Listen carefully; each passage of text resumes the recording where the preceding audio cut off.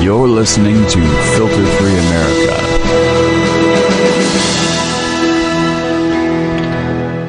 Well, Filter Free America is where I wanna be. Driving on the shining black shores of oil-soaked Lady Liberty, with justice not just blind, but deaf, dumb, and unkind. Thank God I'm filter free. It's Filter Free America. Motherfucker!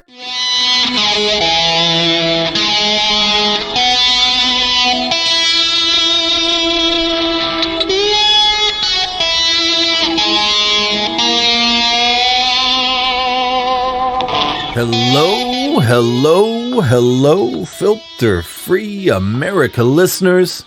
Welcome back once again to the Filter Free America podcast, and I am so very happy that we are together once again in a brand new year, in a brand new decade, 2020. I do hope that all of you have found yourselves in the new year in the best possible health, the best financial situation, and I hope you all have some high quality weed going into this new decade. And speaking of weed has a lot to do with this episode of the Filter Free America podcast. The guest this episode is a gentleman by the name of Travis Cullen. Travis was sentenced to 135 months in a federal prison for being what the federal government views as a kingpin in a weed trafficking organization. That's right. Yes, he went to jail because he had a large amount of what all of us love, a little bit of that sticky icky. In this episode, we learn a lot about his life leading up to his crime, or what they're calling a crime. We talk about how he built his trafficking business, and of course, how the federal government brought him down. Then we jump into what life was like doing 135 months in a federal prison. We learn about fights. We learn about snitches. We learn about drugs being done in prison. We learn about making booze in prison. And we learn about Travis meeting and being befriended by some mafia bigwigs, including meeting John Gotti's brother, Peter, One-Eyed Pete Gotti, while he was in federal prison. Also, I am happy to say that this story has come full circle, and we get to learn that now that he's out of prison, he is doing all the right things. Not that I think that transporting weed to people who desperately need weed is a bad thing to begin with.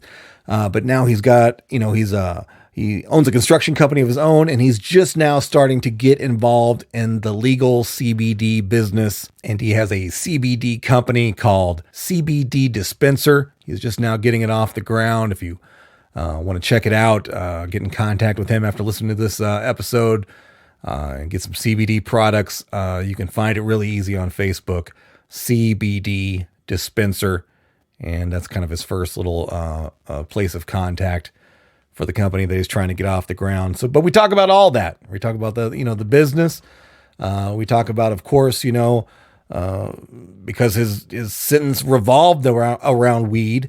We talk about how things are changing now in the world, and how, like another state like Illinois just legalized recreational use of weed, and how much of it's a travesty that people are still in prison right now and still going to prison and jail and what have you for weed related charges. So we cover all of that stuff, and it's a really fun, kind of exciting conversation to have. Real fast before we get going here, let me mention the sponsor of the Filter Free America podcast. That is simplewebsite.us, simplewebsite.us. As you know, if you ever need help building a Squarespace website, that is what simplewebsite.us does, right? That is their business model. Their whole staff is well-versed. They are experts in building Squarespace websites. And while we all like to think we could do it on our own, sometimes we need help. And that's what they do. Simplewebsite.us will basically build you a website to order. You tell them what you want, how you want it to look, what you want it to do, and they will assemble it for you and make it a whole lot easier, right? Also, if you've got your own website built already, your own Squarespace website, and you just want to tune it up a little bit or fix some things that you didn't get right the first time, they'll be more than happy to help you on that scale as well, too. So please go to simplewebsite.us, simplewebsite.us, and get all your Squarespace website building help there. Also, please, if you're a regular listener of the Filter Free America podcast, and why wouldn't you be? Why wouldn't you be? Start off the new year, the new decade right by going to whatever platform it is that you're listening to the Filter Free America podcast. Number one, make sure you're subscribed. But definitely, please take time to leave a rating and review. That's all you got to do. That's all I'll ever charge you to listen to all the fun, action-packed episodes of the Filter Free America podcast is a simple rating and review. Especially, and this is like 2 times as important if you're an iTunes listener. If you're using iTunes right now, Apple Podcasts, anything with a goddamn little Apple logo on it, go right now, right? Just push pause. I'm not going to go anywhere. Push pause. Go. Hit 5 stars. Write a little simple message that says, hey, this podcast is dope. And then, boom, you're done. You're paid up for the life of this podcast. You'll never be asked to do anything else. Maybe buy a t-shirt or something, but whatever. But aside from that, the ratings are very important, and I definitely appreciate you doing it. And a lot of people have. I think we're getting 1 or 2 a month now on the iTunes, which is trust me, is really good. It doesn't sound like a lot, but it's a really good thing.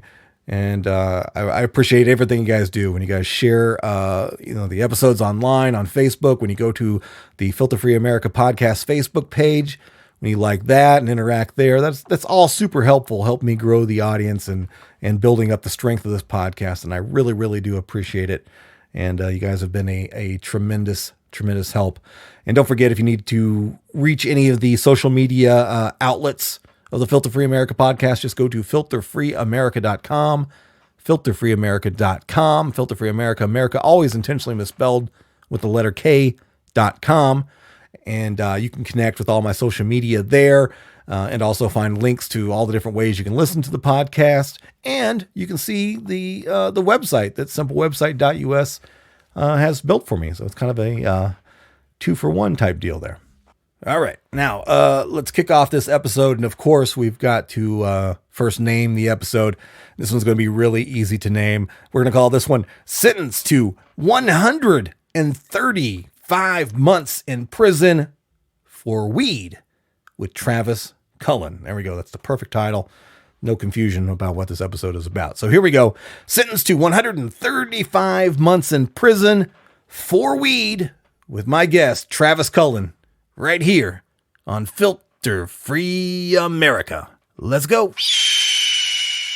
The pot party, the trippers, the grasshoppers, the hip ones, all gathered in secrecy and flying high as a kite. Outside the boundaries of their phony world of kicks is the ever-present possibility of discovery. This must be avoided at all costs, for discovery brings with it the penalties of society: shame, arrest, prison. Smoke weed every day. Why is it illegal? Pharmaceutical companies is the big one. They don't want you to have weed, because if you had weed, you wouldn't need to buy a lot of their shit. The population is completely waking up to the fact that they have been bullshitted and lied to about cannabis for the best part of a century.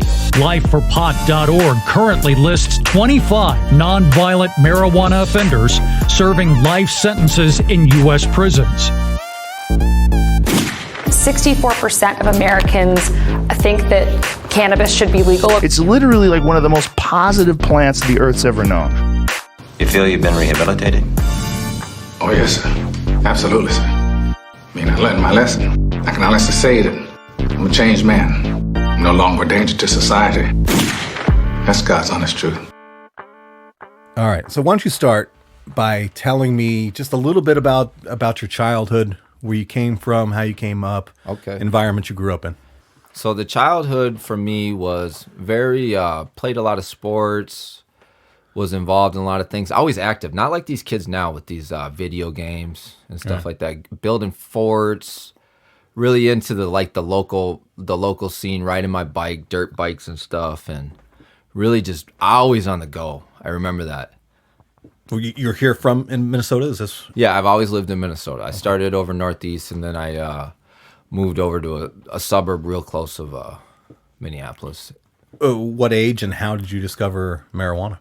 So I was diagnosed with ADHD at about 11 years old. They gave me all the lines. Oh, you're the number one ADHD. You're perfect you are ADHD. You know what I'm saying? Just because for whatever reason, they decided that I passed these tests and that's how I fit. So I was just kind of always, from that point on, once I got diagnosed with ADHD, I was always like the kid that was in trouble. You know what I mean? So I think I just wanted to keep rolling with it. And I started smoking weed. And at this time, they were giving me Adderalls or whatever. I don't know the exact names. Whatever, drug. Adderall's probably right. That's probably whatever drug they give kids. Yeah. Especially back then in like the 90s. They were all about giving the kids the drugs, you know? So they were giving me that stuff. And I smoked weed. I remember my first time I was like, I think 11. It really didn't make an impression on me. And then when I was going into 9th grade, I remember the last day of school, 8th grade, I had an ounce of weed in my locker and they found it. And somehow I didn't get in trouble for it, I think because it was a different school after that. So yeah, about 9th grade, now I'm in weed. I'm smoking weed all the time. And it's just kind of what I'm doing, How soon did you start like getting weed for other people? Were you selling that soon? Yeah, right away. I always wanted to make money. So, as I'm running around as a child, I always wanted to be an entrepreneur. I remember me and a kid from grade school that's a good friend of mine, Kyle. We did a little, they had like a fair where you have your own store and people come in and buy stuff. And I just like selling things and just being an entrepreneur. So I found out as a kid, there's not a lot of things that you can truly sell. These kids come up with great ideas now. I just saw these girls are millionaires in Minnesota making bath bombs. Yeah. This is a great girl. So, back then there's no internet and stuff. So I'm not, and plus I'm just a regular kid. I'm not like a prodigy child. So I want to sell some. So I started selling weed I knew some guys from Minneapolis and I went to a suburb school. I think just little amounts. Like I remember we buying like an ounce at a time. Yeah. Sometimes even a quarter and just put it in dime bags. Nice. You know what I mean? I remember in 9th grade is like how much I've been with weed my whole life. I had like 5/8 rubber band to my leg walking through trying to sell them. You know what I mean? So yeah, and then yeah. When did you first start getting in trouble? Okay, so my first time I got in trouble, I was in 9th grade. This girl told on me for a dime bag. I had a dime. Why did she tell on you? Just because you had I don't know, man. Sometimes people sometimes the school liaison cop, just because I was like a little asshole that was doing something wrong and somebody told on me. You know what I mean? It is what it is. So I got busted with a dime bag. And then, yeah, I'm in trouble a little bit. Not really, though. But then, like 10th grade, we were going out of town to like the somewhere and I'd sell weed. Somebody knew a cousin down south or something, a little bit in southern Minnesota or something. We go sell some weed down there. And one time we got pulled over. We had like a pound of weed. I was driving for some reason, and it was my weed. Oh, I remember too. I'll never forget it. So we all got pulled over. It was 4 of us, me and 3 of my buddies. One of them, my best friend to this day, my co-defendant. One of them told on me. I'll never forget. I had $350. I learned a lot of lessons today. I was 16. Right. I had $350 in my shoe, right? And I was like, yo, I ain't gonna say nobody's names, you know what I'm saying? Because me and him been fought. It's over with now. But listen, I was like, yo, man, I got away with my. I don't know for sure if he told on, but he figured. We were in the holding cell. I was like, yo, I got away. My dumbass with a big mouth was like, I got away with my $350, man. They didn't get my money. I was so happy. Wait a minute, you got pulled. You had a pound? We got pulled over. They found the weed. We're all in the jail now, but we're young kids, so they can't really like throw us in cells and stuff. Well, did you let them search the car? Was it? Man, I didn't have my license. I was 15. Oh, okay. It was like, man, the second there was a bunch of stuff. I don't even want it. Gotcha. It was get out the car. You were just super dirty. Yeah, they were like, yeah, and it was funny too because the cops weren't even mad at us, and then they started searching. They're like, oh my god, you guys got all this weed, cuff up, Right. And then I was kind of the instigator back then. So is a pound? Did you just have it sitting in the car? In the trunk? No, okay. In the trunk. But like I was kind of the instigator back then. So one thing led to another. Like I remember the dude I was with, he was an instigator too, and then my other boy, he didn't say nothing, like I said, but the one that was instigating, I'll never forget this. So we all are in the jail cell, and I'm sitting there. I'm 15, and I got away with my money. You know, we're the little hustlers. We're happy. I'm like, bro, they didn't find my money. I had it in my shoe. Right. They didn't find my money. Can you believe that? And it'd been like 5 hours. All of a sudden, he's gone. I fell asleep. They come in and grab me. Go right in my shoe, grab my money, $350. I learned a lesson. I said, ain't that about a bitch? And then come out later in the paperwork, you know, I got told on. It's happened to me a lot. Why are you telling you about some money? That's haters. Jeez. They get, you know, it's part of this life. So was that your very first run-in with law enforcement? That was like, you're in trouble now. Okay. You got to go to court. You know what I'm saying? And then, and like right around the same time, this is kind of like, this is a long time ago, but right around the same time I got caught, I sold this guy 2 ounces of weed, and the police ran up on us out of nowhere. And it was like, I probably got set up. You know what I mean? Whatever. And they were laughing at me. So now I got to go to court for these marijuana charges. And then you go to court in juvenile, you know. They're like, what's wrong? Trying to figure, you know, you're going. And then they put me on. That's something I missed out. I never got in trouble in like the juvenile age. Yeah. Like I got my first drug charge when I was. I remember they had horses there. Yeah. I do the ride for kids. They bring in the crate. Well, anyway, so I'm starting to go to court on these cases. You know, this is my start of court as a younger man, you know. And then, I don't know, it seemed like so many court dates. You know, eventually I go away for a month and they put me on probation. And now I'm on probation from like my whole high school. I'm going downtown every week. I remember Rainbow Bridge, going downtown pissing every week. You know what I'm saying? Once a week pissing. And then like I'm dirty some weeks, and then you're in trouble and you're not in trouble. Finally, they get sick of me, you know, when I'm 17, and they send me up. I go for about 8 months or something. And that's when I turned 18. Okay. I turned 18 in juvenile. But I did about, you know, only like a year total, because they locked me up for a couple weeks for having dirty. You go to juvenile. I remember that. Then they let you out. I'm like, yes, right, out of there. In juvenile, did they try to do any kind of rehabilitation? Yeah, they do some sort of groups. I was just like a kid building forts stuff. I was just trying to be out of there, you know, right. Just because they contain you. I remember though, they had the horses and they try, you know, it wasn't all bad. Did you feel like you were like a criminal at that time? What was your impact? You're locked up. Okay. Oh yeah, and all of them as you get older, but there's something about like those kids. I'm not going to say the place did too, because as I got older and, you know, eventually went to prison or whatever, you see all these people. Right. You know what I mean? That you were in juvenile. I'm like, yo, what's up? Oh, I remember you from juvenile. Yeah. So as you're getting older, 16 was the bust for the 2 ounces and such. Mm-hmm. And all this time you're just selling just basic ass weed.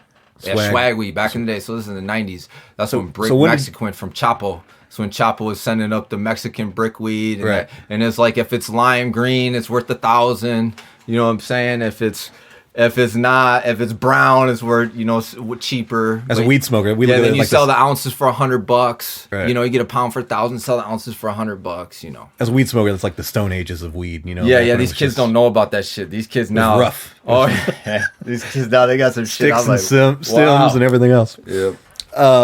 So, kind of, you progressed within the weed game as more of going to juvenile. Okay. They're always sending me juvenile, and then you go downtown, and then you're with some, you know, I'm from the suburbs, but some of the stuff, it was never anything but a dirty UA. I swear to God, the whole time I was getting on probation, because when they put you on probation, this kid is like, you're fucking on probation forever. And they always have articles too, where, yo, this judge was sending kids up, and I don't think that happened to me, but like, you know, but it's a business too. They got to fill these beds. Yeah, absolutely is. Yeah. You know what I mean? So they could have been just like adult prisons. Yeah, like we got to fill this bed. I don't know, but as you go to juvenile, like it's like, it's not the answer to lock a kid up. So it kind of makes you harder. You know, you kind of like, what more can they do to you when you get the ultimate consequence of going in a cell by yourself? Is like, you experience that. It's like, okay, you know, just give me a couple books. When you're out and you were on juvenile probation, right? Yeah. Okay. Were you still hustling then? Yeah, I was always. Okay. The so whole you never time stopped in high school. even through the whole thing? Never missed a beat. I'd slow down when like a teacher would be like, "What the hell are you doing, Travis?" Like they're talking about you. I'm like, I don't know. You know, when I was in high school, I'm so removed from like what goes in high school now. It's 37. Like I have no idea, but like it seemed like when we were younger, there was always a few little hustling kids in there, selling the weed. It wasn't just me. Right. That's for sure. So tell me about kind of the change in the weed business around 2000 as the quality starts to improve. Yeah. How did your business model change? What were you doing? Well, my whole business of selling weed and everything got interrupted when I got sent and did the 7-8 months at the homeschool. You know what I'm saying? When I was riding the horses, the disability kids. I remember they'd come out, we'd walk on the ride. That was part of the rehabilitation. Okay. No, they'd ask you if you want to do it just to get out the cell. Okay. Like, you want to go play with the horses and do this,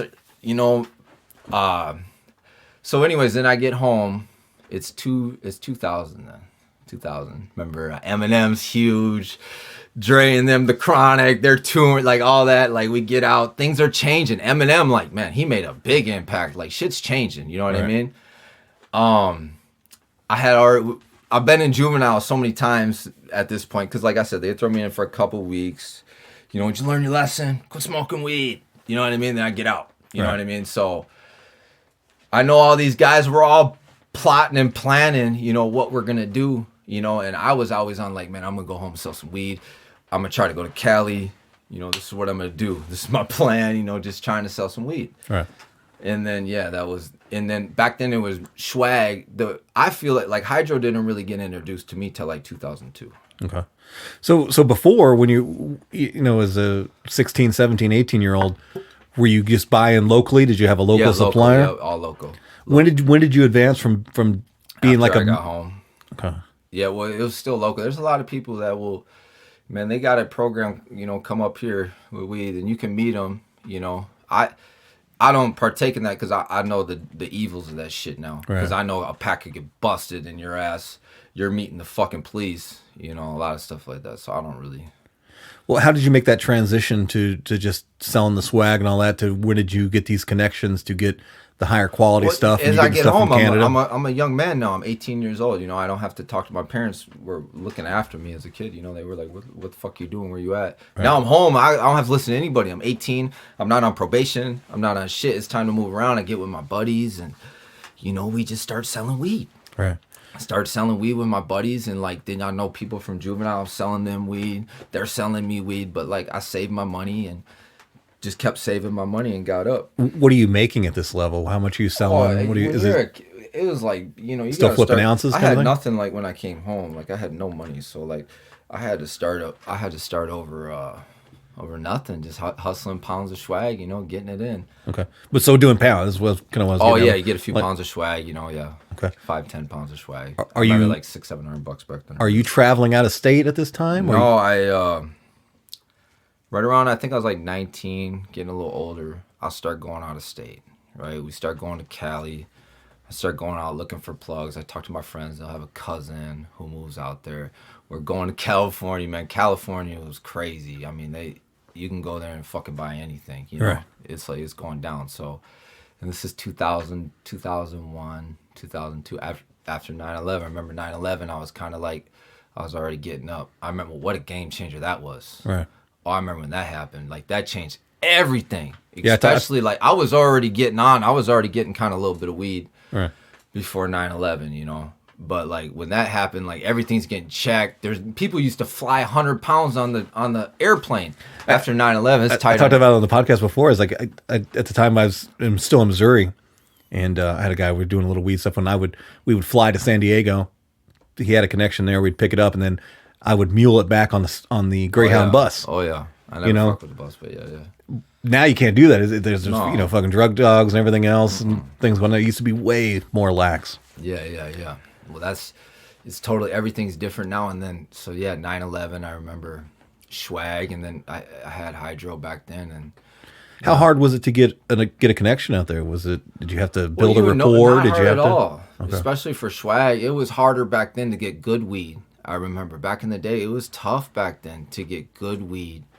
But man, if you could have it back then, it was golden. It ain't like today. Everybody's fucking got weed now. I remember when I moved here in Minneapolis, 2001, when I first learned what hydro was and all that stuff, and and how like just a 20 sack, you just felt like you had the most Fuck valuable yeah. thing in the world. And that's so, then I'm home. I'm making money. Like, we're kind of like, I feel like I'm trying to like represent myself, and I'm out here selling weed. I'm kind of like fighting a little. Whatever comes along with it is happening. Right. It's part of. Yeah, I think I swear when I was a kid, I watched all these movies or something. I don't know what the fuck was wrong with me, but I was watching all these crime movies or something. And I was selling weed, and that's what I wanted to do at the time. Right. No doubt about it. I never understood, like, how could a plant be illegal? Like every other thing, cocaine, everything, whatever they say, they take the plant and fucking do a bunch of crazy shit, and it's different. You know what I'm saying? But the weed plant just grows and you smoke it. What's the problem? Tell me more about how you progress financially. I mean, in that time frame start between coming up. I found some good plugs on weed and some green weeds that start coming up, selling. The 5-10 pounds turns to 50s and 100s, and then back in the early 2000s, it was. So the weed was coming from Canada. So like I was out and about. I had a crew. I had my boys. We was out. You meet people and shit. A lot of weed. So I met a guy coming from Canada, and that's really like I started getting on. Right. You know what I mean? He was giving me a couple 100 pounds a month. Jesus. And fronted too. So that was like a huge fucking game changer. Back then it's $3-4 grand a pound. That's a lot of money. So now I got his money and I can run around. Was he a Canadian coming here, or was he going to Canada? I don't know what they had going on, but that shit was coming from fucking Canada. That's where the weed was. I remember back then it was 0s, 1s, 2s, 3s, 4s. Not like today. Today you sell some fucking weed, you got to know the name, the strain, who grew it, and which is good. Yeah. Which is good. It should legalize it all and regulate it or whatever you got to do. Just let people smoke it.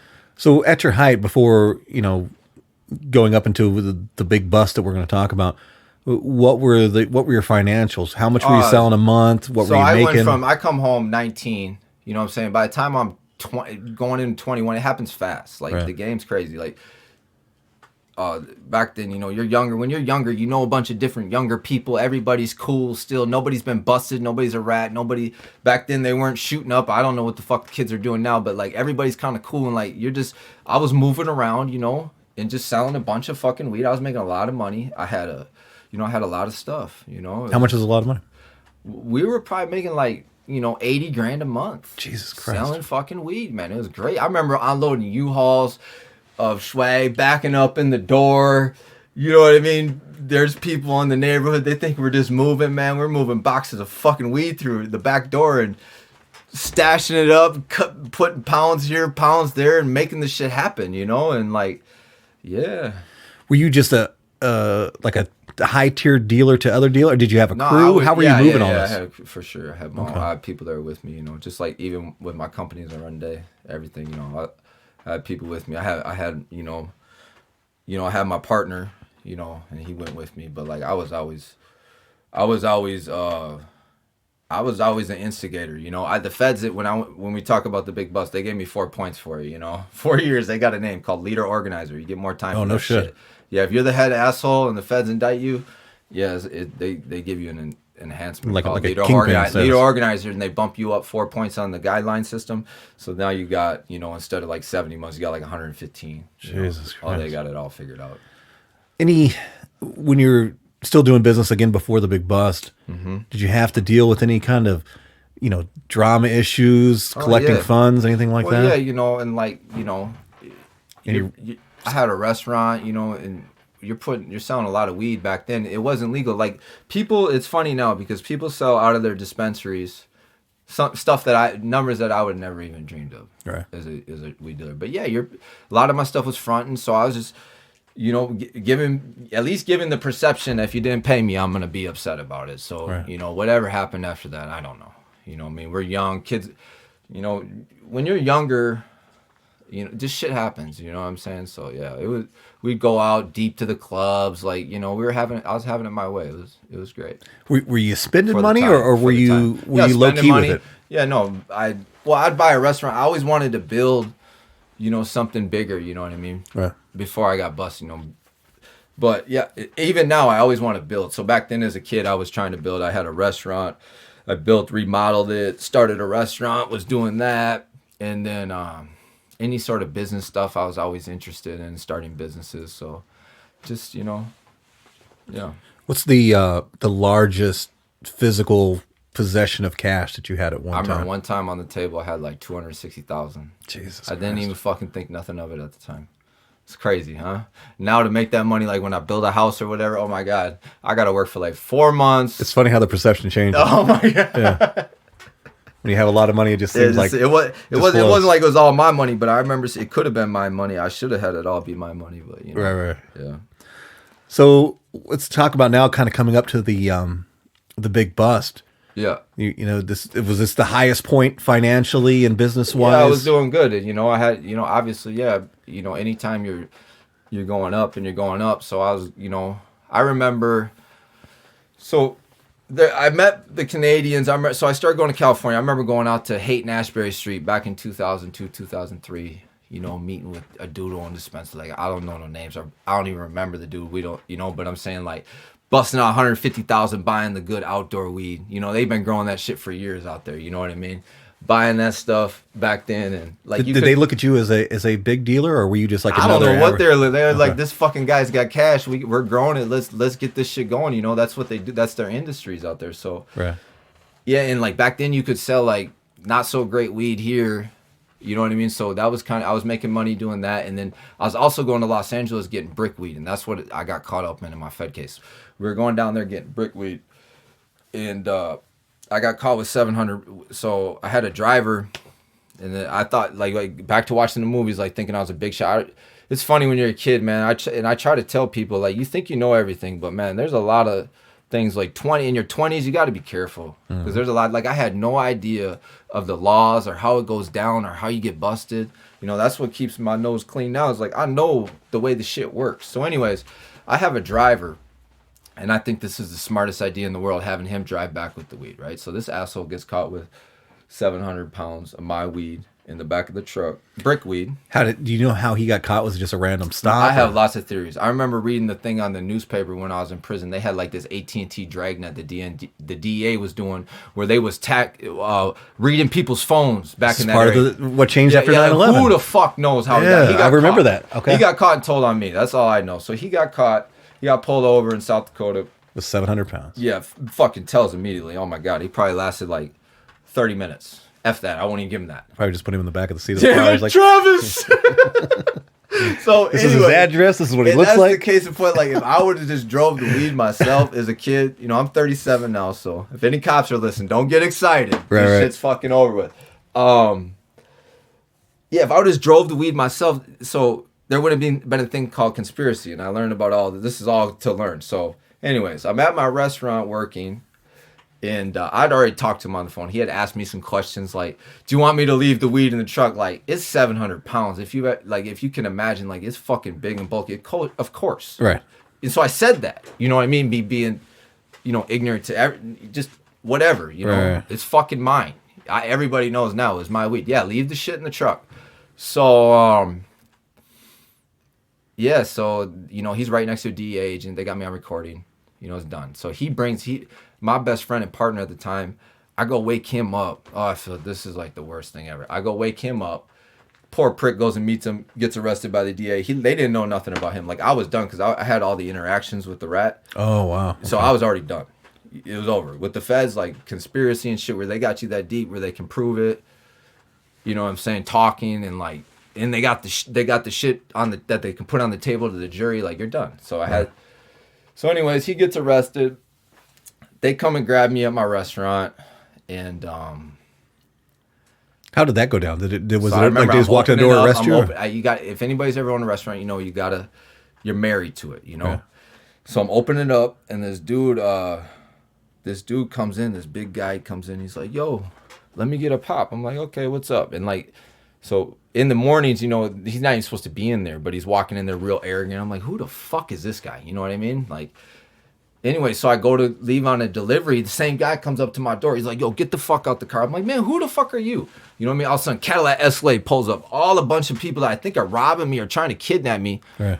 Then one of them whips out a badge, DEA, FBI. Boom, they grab me, throw me in the back of the Escalade. And fucking, I'm like scared, like shitless. I was like, man, I came and talked to you guys about this. They're like, man, shut the fuck up. Wow. They're like, this, whatever you, because I'm like, man, I got stuff I have to do. I got deliveries. They're like, whatever you had going on, this is what you need to deal with now, and this is what it is. You know what I mean? So they bring you down to a little fucking secret building downtown. So when they, at that immediate moment, did they tell you anything about charges, what you're being arrested for, or anything? Just shut the fuck up, and then they really want to shoot you. Really? Right. So if you make some crazy move, I'm not gonna say they want to shoot you, but no, they do. They really do. You're so tense. They're so tense. Like you make a move, but you're not. They're not in uniform. Right. You don't know what's going on when you get arrested by them. Usually, it's just like. And like I said, if you're a dealer, you worry about this. Yeah, and all this is like just fucking happens in a day. You know what I'm saying? They didn't have no investigation on me. You know, they had heard about me, the local cops or whatever. Yeah, he's selling weed, but the motherfucker just got caught with the weed out in the country somewhere and told on you, and now your ass is, you know, it's yours. Right. So open and shut kind of case deal. Yeah. So they get you in the car. There's no conversation between there and where they took you? They tell me that, and I remember I'm sandwiched in the Escalade, and they're just like, and then I go downtown. So my restaurant was over, you know, another part of downtown. Then I go downtown. They bring you in the back of a building like you think you're going to the jail. You go in the back of a fucking office building that you drove by 1,000 times, had no idea that any sort of law enforcement was in there. They got cells set up. They got cameras. Like I remember the dude that was working with me at the restaurant, they grabbed him too. He whipped out a cell phone. They're in there like 1 second later, take the cell phone. Right. Fuck you doing? And I'm like, I'm still trying to act like I didn't do anything. You know what I mean? I'm like, what the fuck? You know, you got the right. They're like, shut the fuck up. They keep telling, you know what I mean? I'm like, you know, what's up? And man, and then they finally bring me to the county jail. And I go sit there for like a day or two. And then you're going like, so you're looking at your chart. You really don't know what's going on. You know it's not good. But man, right away, they bring me over to the federal courthouse from the county jail. Was there any time where they, you know, after the initial arrest, when they took you to the first, which I assume is a federal office now. That's what's about to happen. Did they talk to you about, hey, what no do you want to tell us or anything? Yeah, no, they just. Did they try to get you to snitch on anybody? I didn't. Yeah, that shit all comes. But like for me, I was like, man, I don't know what the fuck you're talking about. I didn't get caught with shit. I'm still hoping. I still think I got a hope of not going, of not having this being like a horrible life experience that it was about to be. Were you smart at that time as far as not talking to cops? Did you know? No, I wasn't talking to fucking cops. Like, what the fuck could they just? No, there was nothing to talk about. Yeah, but like, yeah. So you just knew you need to get to a phone to get to a lawyer, kind of thing. Is that? Well, so they bring me over to the jail, and then they bring me over to the federal courthouse. Yeah. So then I go to the courthouse, and they give you, you know, let you out or give you money. You know what I mean, at the courthouse. Right. So was there an actual? Was it like was it a hearing or something? No, like okay. So it goes a like reading this. of charges, or how did that? So you go from the office building, this is how it happened for me. You go down to the county jail and you sit up there for a couple of days, and then they go to release you because they got to make a decision. You're in there for 72 hours. What are we going to do with this fucking guy? You know, then the feds are downstairs. They take me over to the U.S. federal courthouse, and they're all there, and I'm looking at them like, what the fuck is going on, man? This is no good. And then I see the magistrate. So then you see the magistrate. And I remember the marshal was like, man, you two fucking cowboys are in fucking trouble. I was like, what are you talking about? You know what I mean?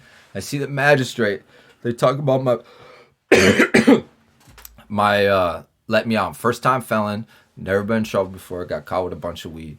So they, you know, whatever, they decided to let me out. I'm on pre-trial. They gave you an OR bond? Were they? Oh, yeah. No shit. Yeah, they gave me pre-trial, yep. Holy shit. I'm surprised they didn't Yep. So give you a high-ass bond. Then I kind of figured, you know, okay, I get out on pre-trial. Yeah, they're just watching you. They put a bracelet on me.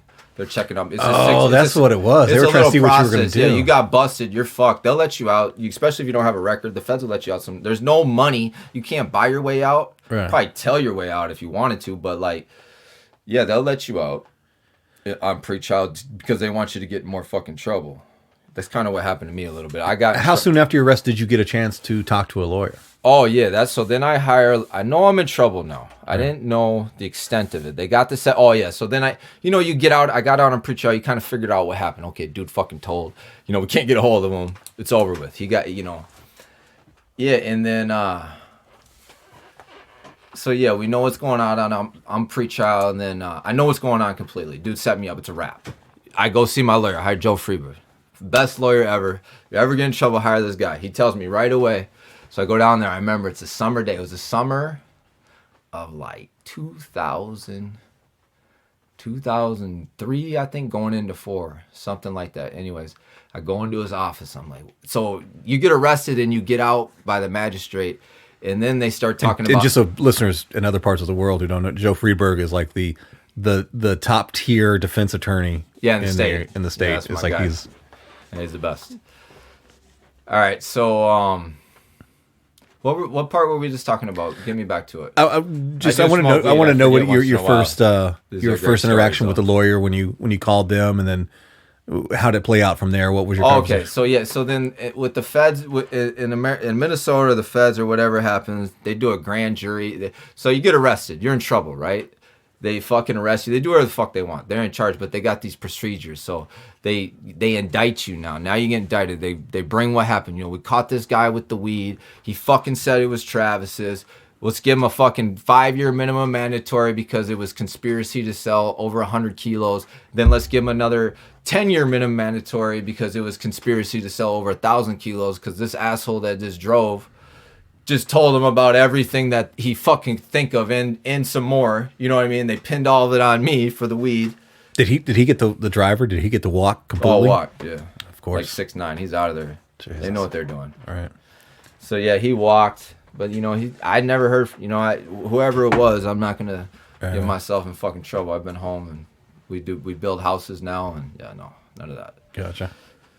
So, what was Joe's take when you sat down and talked with him? I walk in there. It's been a few weeks now. I'm on pre-trial, fucking checking in. Can't smoke weed. They want a UA. Back to fucking juvenile, in probation. You're in trouble. Right. So, yeah, I walk in. Joe's like, you are in... I walk in the room. He looks up at me and goes, man, you are in a lot of trouble. And I'm like, man, what's going on? What are you talking about? He's like, yeah, whatever. Yeah. What did Joe cost you? I don't want to get into that. I don't remember. Fair enough. Every dollar was well worth it, and that man saved my life. So, yeah. Yep, he was a godsend because they do things like as you're going through these, especially with the feds, like, they can put in an objection, you know what I mean, at sentencing that you can bring up for your appeal later. Right. You know what I mean? He did all that. Now they'd be ejecting like the defense attorneys because they're still giving guys feds, and that's part of the reason why I'm telling this story, because I truly don't believe if marijuana was legal that a lot of these things would ever happen to me. Right. You know what I mean? I was never into none of that other stuff.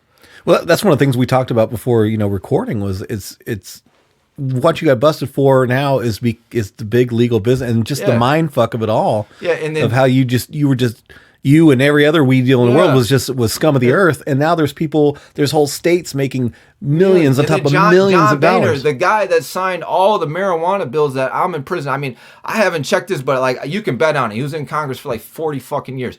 Marijuana, probably a billionaire. He told nobody yet. What the fuck is that? Right. How does that work? Go from throwing people in jail for it, but to profiting off of it. No, yeah, and not even trying to clean it up. Not even trying to be like, let's legalize. Maybe he is. I don't know. Maybe he's seen the light. I don't know. I'm pretty sure he's not. I'm pretty sure he's just trying to make some money. Yeah. So, Freeberg, he said that, you guys were in trouble. Yeah. And he had already told me, and I was never trying to tell, but that's the big game in the feds. They want you to tell on everybody. They want you to go down there and beg and do a proffer, they call it, and tell them everything you know. You know what I mean? So I thought about that. I ain't gonna lie. I thought about it. Everybody thinks about it. Yeah. But I'm like, man, I'm too loyal of a person. I just could never imagine myself going down there and being like, oh my God, they want everything. Like they put mothers against sons, sons against mothers. They've done it all. Like, man, conspiracies and drugs and guns and all that shit is no fucking good. So what was Joe's take? Did he have a strategy? Yeah, he'd already told me he told me a strategy going forward was, let's get a fucking deal and hope they don't supersede and indict you, because they had me busted. What it is too with the feds and all jurisdiction and laws, they had my case so tight. Mm-hmm. Like I didn't know anything about. Like they had me like red-handed. I was dumb. They brought that to a jury. Joe told me that. I was like, is there weighing your options? Because it was always kind of like they'll give me 10 years. They'll like that you can have 10 years. Like that's kind of what we're thinking. I wanted 5. I remember I always wanted 5 because 5 you get the drug program. You do like 2, but like.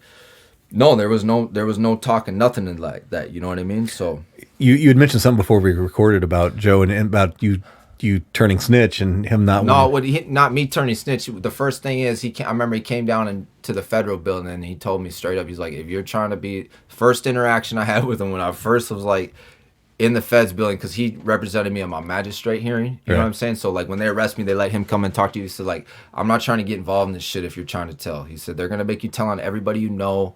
He's like, I'm not trying to be involved. Like he didn't give a fuck. Right. Like if I was like, and so I like that right away because that's what I was on. You know what I mean? Back, just period in life. Like, but like really, you stick to your morals because I did go the route of not, cooperating or none of that shit. Thank God. Can you imagine being a rat for something that's legal? Yeah, that'd be just fucked up. Something you got to live with. Like I set this dude up for some weed. That's just legal. Man, you should just bitch your tongue. We're all gonna get pardons. Right. It's just gonna take some time. You just gotta wait it out. Yeah. So what was the final deal? Okay, so yeah, you get indicted, but with me, so back to what I was saying about having all the perfect evidence, they had me busted so tight that they were going to supersede me and hit me with a thing called a CCE. And thank God they decided for whatever reasons, I think they probably got to check with Washington. Like, that's how they do it. Like, if they're going to give you the death penalty or anything, they'll send it to the U.S. attorney and somebody will decide, like, yo, try to kill him. But with me, it was like, don't give him the CCE 20 years or however that came back.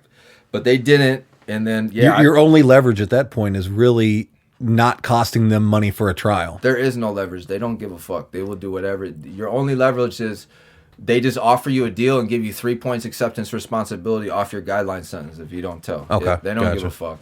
They don't care. Their only leverage is whatever. The guy who prosecuted me, every time I went in the sentencing, so I get sentenced originally, I get 135 months. Every time I went in the sentencing, this guy asked for the maximum sentence. Because when I signed the plea agreement, it was like 11 years to 7. You know what I mean? Of course he wants 11, Can you explain the difference between federal sentencing and state sentencing as far as parameters of Well, federal sentencing is there's no like love. Well, the sentencing is kind of like similar to this. It's all sentencing. You get some months, right? Right. But federal sentencing, the actual time you do 85%, and there's no love. And the problem with the feds, and as opposed to state where you could almost get it cut in half in most cases. No, the problem with the feds is not the instant offense. Like my instant offense is what they call it, was 700 pounds. If I would have just got the 700 pounds, drove it myself, and just said, I had 700 pounds. Where'd you get it? I fucking found it. You know what I mean? It would have been, you're arrested, but my guideline would have been way lower because they wouldn't have had all that evidence to say, this kid was trafficking for this long and add up all the weight, So that's a big problem with the feds, is that the prosecutors get to choose how they charge you and what kind of stuff goes into they call it your pre-sentencing report. Right. So let's say you take a deal in the feds for 5 years, right? They'll go interview all the rats in your pre-sentencing report and be like, yo, man, this dude sold way more than that. So that 5 years will turn into all the weight that them rats just put on you. And you're fucked. Now, I think they've been changing. See, they're always changing these laws because they're so fucked up. Right. So they're always making them a little better. But that's how it was when I went through it. So you take a deal, right? You don't know what you're gonna get. You get they have federal minimum mandatories. There's a 5-year minimum mandatory and a 10-year minimum mandatory, and the judge can't go below them. It's in the statutes in Congress. If you plead out to one of those, you got to get that unless you get a 5K1 rat shit. Was there even a possibility, or it could even be considered, to give you straight probation? No. Okay. That was never in the cards. Okay, gotcha. It was always in the cards, come in here and fucking tell us, let's write a book on everything you can remember and every crime and everything, and be honest. Right. And I mean, I wasn't, that was never an option for me. I wasn't really thinking about that shit. But it was never like, well, he doesn't have any serious crimes, let's just give him probation. Fuck no. Okay. Oh, fuck no. He's 22, first-time felon from marijuana. The prosecutor's office was like, let's give this fucking guy as much time as we can. Make an example of it. Well, Bush back when they sentenced me, they put out directives to the U.S. attorneys around the country. And it's always, back then it was charge the maximum. Obama was like, don't charge the maximum, take it easy. Who knows what Trump's doing? Right. I don't fucking know. I don't pay no attention to that. Probably back to the maximum. Yeah, right back to the maximum. Well, let's go back to that day. Yeah. So 135 was the sentence? Yeah. I got the prosecutor's asking for 210 months or some shit. The judge is like, Judge Kyle, he kind of saved me a little bit. He's like, man, I'm not giving him 15 years. The prosecutor's got a lot of sway Right. when you're getting sentenced in the feds. It's like, I'm not giving him 15 years. And at the time I got Did sentenced. the prosecutor feel like they had like beef with you because you didn't like, cop out? Is that? No. I did. I mean, because you didn't snitch? Is that No, what he it didn't was? give a fuck. He's just an asshole. Okay. Joe actually called him an asshole. Ask him if you ever talked to Joe. He called him an asshole at my sentencing just because he really can. Right. They had the evidence. I broke the law, and something like down south or wherever. Sometimes they can just put the screws on you, and the shit's all legal and legit. Right. They just did it because I had the weight, and they just did it. Holy shit. So 135 months was the sentence. Yeah. So anyway, I pled out to a 5-year minimum mandatory, and at the time I got sentenced, the federal guidelines were also mandatory. So they give you your sentence. They gave me a leader organizer enhancement. They give you enhancements. They talk, and then you go out on the guideline. Mine was 130. Mine came in 135 to 168. The prosecutor, of course, wanted 168. And then the judge was like, nah, I'm giving 135. And then he said, like, I feel like this is what the lowest I can give him. So Joe objected right away. Boom, we got back on in that like a year later because they made the guidelines advisory. So then I go back. I remember I had a 5-year mando with the guy. Like, he could have gave me 5 to, you know what I got right then, 135. And then he was like, I wanted 5. Obviously, I'd been looking to going home. 5 years. Yeah, 5-year sentence. And I'd already been in prison when I got resentenced. Mm-hmm. But nah, he gave me 24 months off, so I ended up with 111 months. Okay. Yep. And do you feel like that was like a good I don't feel like result? I feel like relative to the situation? For me, I enjoyed so much my time in there. I was a young kid. Like, I grew, like, as we get into, the path and that I went on in prison, it was such an experience for me. Like, I would never want to do that again. But, like, right. I don't feel that other people should go to prison for marijuana unless you're violating a tax stamp or you're, like, selling to a kid or something. Like, I don't think putting people in jail for marijuana, period, is okay. So no, I don't think it was okay. I'm not happy about it, and I'd like a pardon if anybody could do that. It's gotta be the president, though. Right. Yeah, you never know. Well, there's a lot of stuff with being a felon. You can't go around a gun. I heard stories as we get off into being in federal prison. One of the first stories, I'll tell you how the federal system is. A lot of people know this. One guy, I read his paperwork too. He's sleeping in a couch with a fucking bullet in the couch, right? They pin the bullet to him. The house gets raided. All of a sudden, single round? Yeah, you're a felon around that shit. Your ass is grass. Yeah, they don't fucking play bullets, everything. BB guns, none of that shit. So yeah, I'd like a pardon one day. That'd be great. Oh shit. Is that specific because it was federal? Because the state's a little bit different. Because like Missouri, when I had a felony, and my shit got expunged. The thing with the feds, especially for me, is like I just know all this shit now. I know a lot of laws that the feds have in the state they don't always charge every time with, but I just know like the extreme situations and shit they do, so I'm just very aware now. Gotcha. That was my life. So let's start with your adventure through prison. Yeah. What was stop number 1? Okay, so first one I got sent to a low. Actually, let me answer this first. After sentencing, did you have some time in between sentencing to go to prison? Do you have any free time? You go to, they got like a little. So the feds, they'll contract with the county jail and hold all the fed inmates in there. Like, you'll have an orange bracelet, and all the state inmates will have a white one. And like, if you got an orange bracelet, you're in fucking trouble. You know what I mean? Like, oh my god, I remember I cried once, and this dude was state inmate. He was laughing, man. I was 21. I just got 135 months, and I called a girl or something. Like, I knew I wasn't gonna talk to for a long fucking time. And like, I had a tear in my, not like bawling, but I had a tear in my, dude was laughing at me. The other fed dude, the state guy laughed at me. The other fed dude was like, man, fuck you. You know what I'm saying? Because like, he knows what the fuck I'm going through. Right. I'm going through some real shit. You catch a fed case, that's some real shit to fucking deal with. But they didn't let you have any time to go out and handle your business? I was on pretrial. So I was on pretrial and I violated.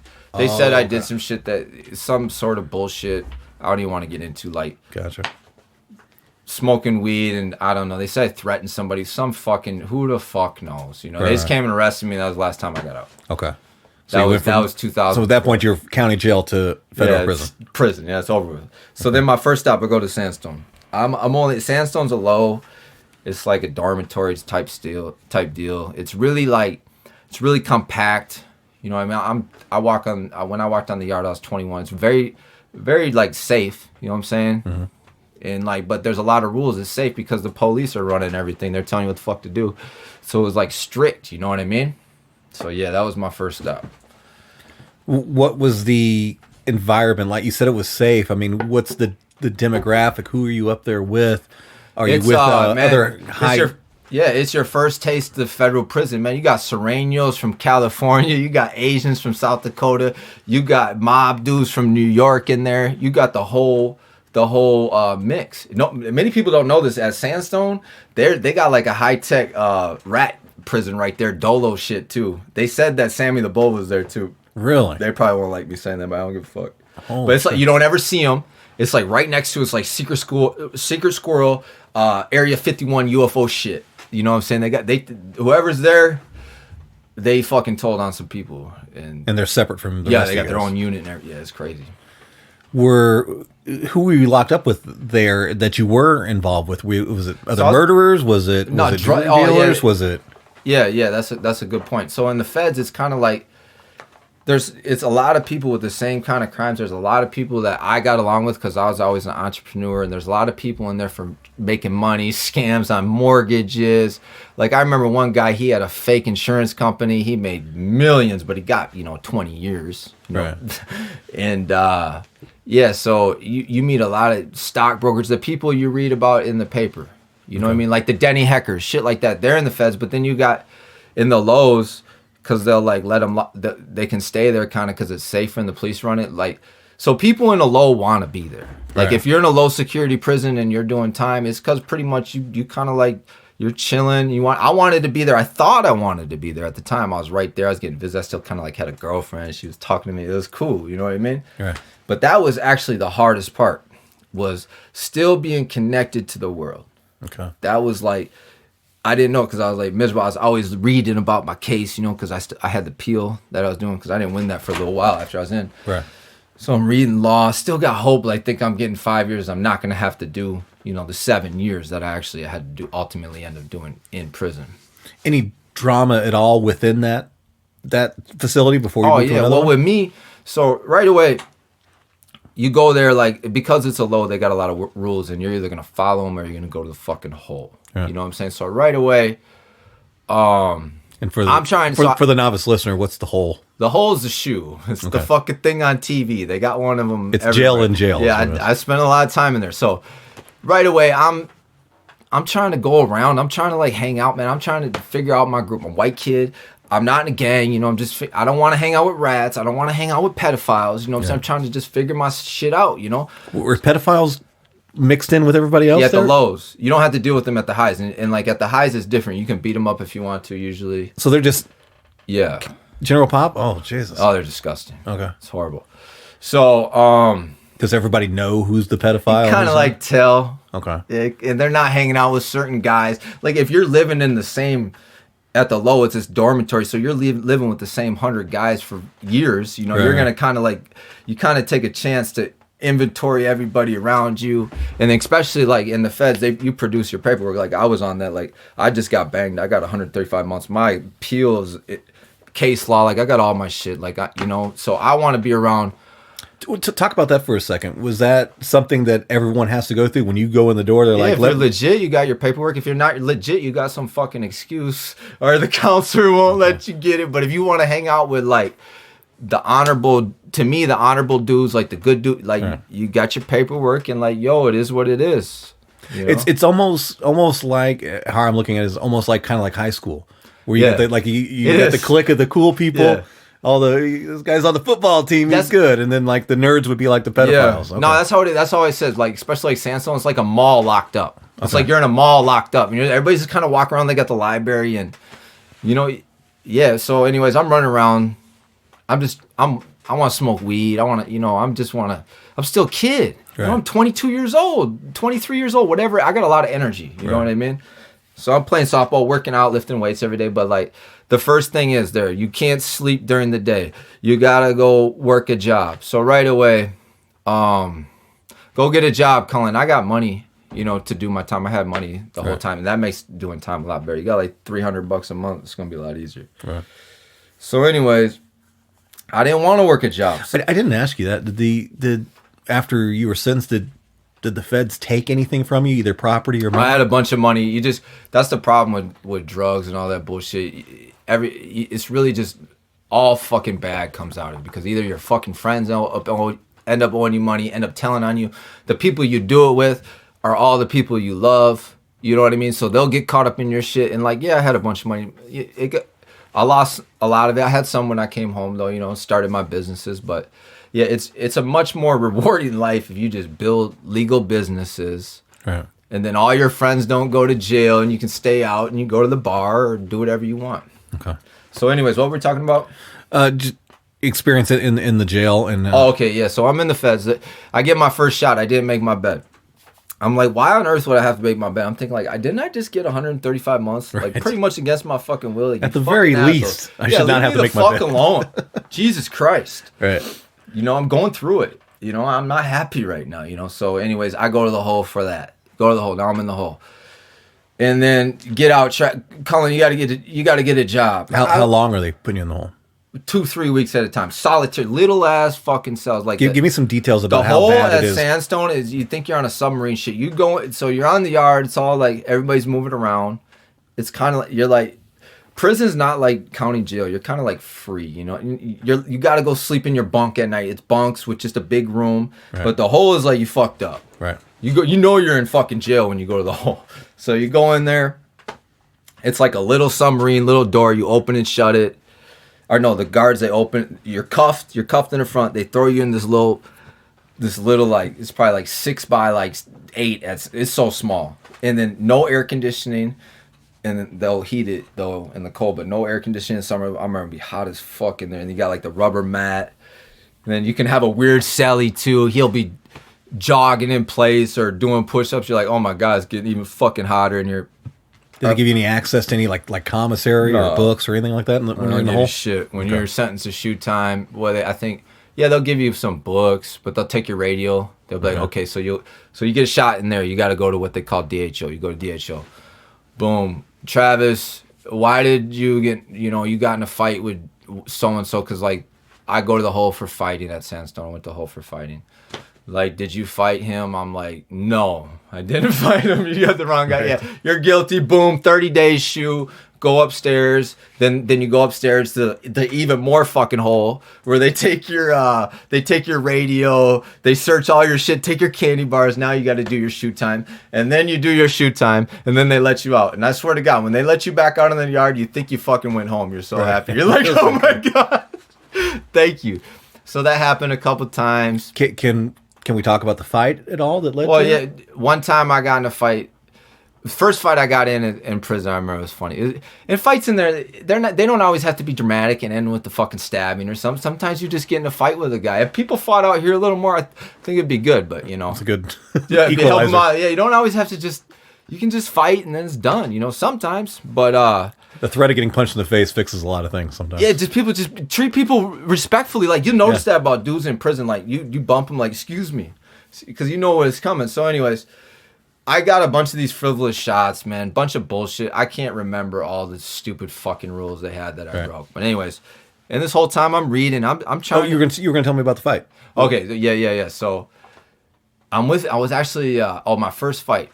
So I'm in the chow hall. They make me go work at chow hall, right? It's like the most horrible fucking thing ever. You got to get up at 6 a.m, wait for everybody to eat, wash all their dishes, and they got this little room there. You know what I'm saying? And then that's not enough. You can't just wash the dishes and go back to your bed and sleep. Nah, they got to be real fucking assholes. You got to sit in the chow hall, wait for lunch. So you got to wait another like 4 hours for lunch.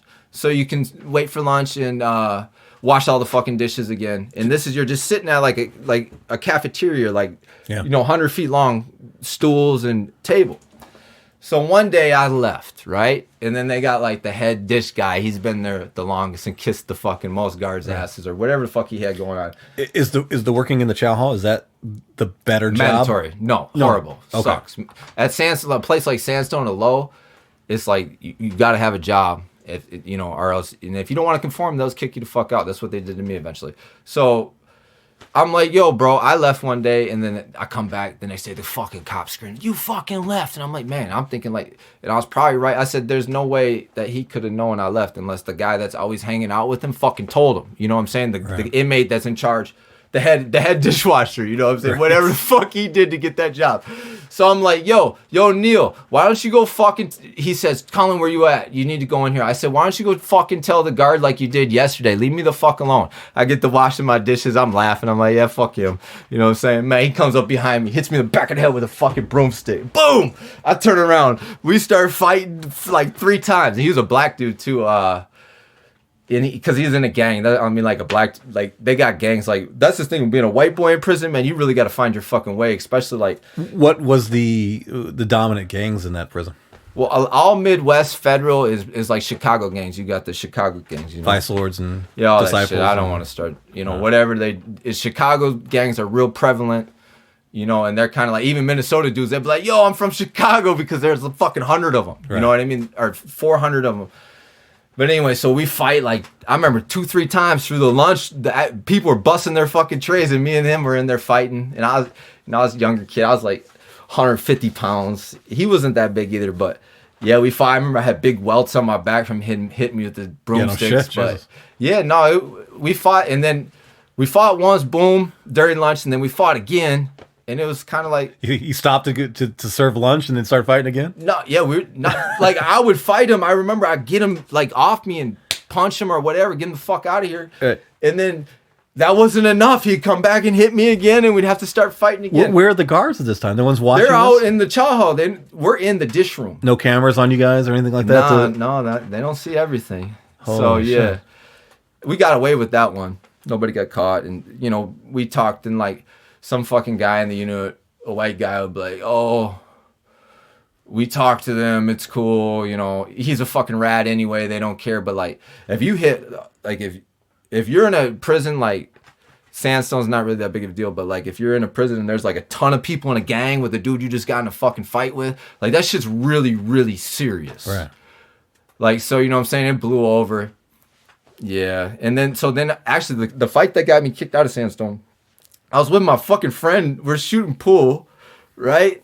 And fucking this Asian dude. And like, I was bigger than him. I didn't really think nothing of him, right? And so we're shooting fucking pool. Boom. And don't gamble with friends in jail. Like, it doesn't work. Like, we start gambling. And then I'm like, man, I don't want to play no more or whatever. And then he starts getting mouth like, you're fucking paying me or playing. I'm like, man, I don't even care, Because I'm always thinking about going home. You got to be crafty in there. You got to choose your battles, you know what I'm saying? Because you hit somebody, they fall down or whatever, they're going to fucking die or something. You'll never go home. You'll get more time than you came in with. Oh, my God. You get caught with a knife 3 years, all that shit. Yeah. So, man, anyways, I'm like, man, fuck you. He's like, fuck you. I thought, like, I remember it was my man Pee-wee. So we start fighting right there in the pool hall. Boom, boom. And I'm like, man, I'm going to kick his ass. You know what I'm saying? Because he was shorter than me. Man, he started kicking me, like doing some karate shit on me. I was like, what the fuck? And then I remember I threw this swing and then he blocked it, hit me in my eye. All of a sudden, I got a black eye. Right. Now I'm fucked. You got a black eye. Because the guards see it. Oh, yeah, you stand up a count. They're going to see that shit. So I got mad as fuck. I go get a pool stick, hit him with the pool stick, and we got away with it. We actually got it. It was just like a spur of the moment. He blocked it with his head, with his arm, and we got away with it. So I get back to the unit. And it's like 4 hours, 4 or 5 hours. We're kind of getting away, but they had cameras in there on the pool hall. Anyways, yeah, they booked me. They came and got me, put me in the fucking hole. That was like my 5th, 6th time going in the hole. I remember I went to DHO, the little judge in the hole. Mm-hmm. He's like, man, I don't even have any more good time right now I can take from you. Right. You fucked up too much now. Yeah, and it was like, it's not like super violent, crazy shit. It's just, younger you just men. become a pest to the system there. Is that kind of No, it's just kind of like the fucking place had too many rules. So anyways, they're shipping me out of there. Boom, you're gone. So explain that. You're in this low... Yeah, you're in the feds. They'll send you anywhere in the country. They got this thing called if you fuck up in the low security, they're like, okay, well, I guess you want to go to the... Yeah. They got this thing called diesel therapy where if you're a real fucking asshole and get, like the shit I was doing, man, the BOP, the Bureau of Prison is huge. They don't care about the shit I was doing. They'll send you anywhere anyway. So my points, you got the U.S. penitentiary, the medium high, the low, and the camp. I'm in a low, and the camp is like the shit you see on the news, like where they're playing golf and all that shit. Oh, the lowest. Yeah, I'm right above that. I'm in a low, but they're like, you're going to a medium high. I'm like, bam, where am I going? They say you're going to Terre Haute, Indiana. I say, oh my god, because that was like at the time it used to be a penitentiary, but they was just dropping it down to a medium high, but it's still kind of like a penitentiary. So yeah, they said you're sending there. I was like nervous as fuck. I was like, oh my god, it's down in Indiana, so it's just like, as a young white kid, it's like. But going to Indiana just feels like going to prison anyway. That was some real shit. I can't stand Indiana. Sandstone was fun and games. So they ship you on the bus. That's like the worst part of doing time, man. It's so inhumane. You go on the bus and then you're seeing other people as you're transporting from country, state to state. So you're coming from. Oh, you went on one of the transports. Oh yeah, they take you from Minnesota. Bro, I've been on one. Oh yeah. Yeah, when I was I absconded from my my probation one time, and I went down to Florida to chill down there for a while, and I got arrested down there. Yeah. And they came to pick me up from the county jail in Broward County, Florida, in like an old converted Greyhound bus, right? And it's a private company who does this. No, not the feds. Oh yeah, I guess feds would be different, but mine was fucking. So I'm on this like Greyhound bus full of fucking prisoners who are getting dropped throughout the country. So a trip that if you would have just drove straight from where I was at in Florida to where they wanted me in Missouri, 6 maybe 7 hours at the most. This was like 3 days on a bus with the fucking hands shackled to that little box. You keep your ankles right there, and you're sweaty and stinky, and like, dude, it was the worst part of being in jail. Oh yeah, they give you like this fucking thing. Barely enough calories to survive on. However the fuck they figure it out. We would stop at fast food restaurants and they'd get you 2 sandwiches. None of that shit. None of that here? Oh fuck no. The worst part of that experience to me was when I finally got to the county jail in Missouri, 3 maybe 4 days later, and I hadn't showered in 3 or 4 days. I pulled my socks off. They let me shower as soon as I get there because I fucking stank. I pulled my socks off, and the whole like top layer of my skin, of my feet, came off with my socks because it was just so sweat and killed all that. It was the worst punishment. They should just put people on those extradition buses as punishment, and that would teach a lot of people lessons. Man, prison and that shit in general, and incarceration, like you see shit like this, the story you just said, like you try to explain the shit you see in there to people, they can't even believe it. Yeah, it sounds like movie shit. No, it's like it's real shit. Yeah, don't fuck up. So anyway, you get to Terre Haute. Right? Yeah, Terre Haute, Indiana. Yep, I'm in prison. And what's your first impression? Are you worried? Are you bothered? I don't even have time to think. You're on the bus. You go there. You're in the hole. They cuff you up. You stop at a couple prisons. Spend the night at a couple other federal prisons on the way there. And boom, you're at the fucking. You're in the spot, man. I walk in that motherfucker. It's like old orange brick. I remember, and like it's old as fuck. It's a real prison. Like that was a maximum security. That's where they used to kill people at. They still do kill people there on that Terre Haute facility. Was there any executions while you were there? Nah. They had. But they had a death row at the time. Yeah, I think they might have killed some. I don't know. They had a death row. Yeah, but I don't know. Because they have the new the new prison now where they keep the death row people at, but they used to keep the death row people in the federal high where I was, and now they got like a terrorist unit back there. You don't never see them. I remember the one dude. Shit. The one dude was there. Like foreign terrorists, right? That one guy that they caught in fucking Afghan, I think he was there. In Afghanistan, the fucking John, whatever the fuck his name. Starts with a G, right? Yeah, some shit. Some fucking asshole. Yeah, they caught him over there. But you don't never see or hear from them. But, did you have any interaction with the people on death row? No, God, no. Well, you talk to the guards. Like, you remember the girl who got murdered? Like, that shit really touched my heart. Drew Shedeen. Yes. I remember I talked to the guards about it because the same guards, they all work and they get to know you after years. I would talk about that. I would be like, man, that dude's such a fucking piece of shit. That's the Mexican dude. Yeah. What a fucking piece of shit. Like, oh my God.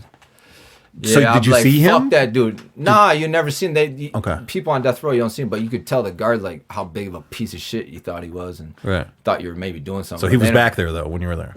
Yeah, that motherfucker was over there. I ought to beat the fuck out of him. Holy fuck. Can't believe that shit.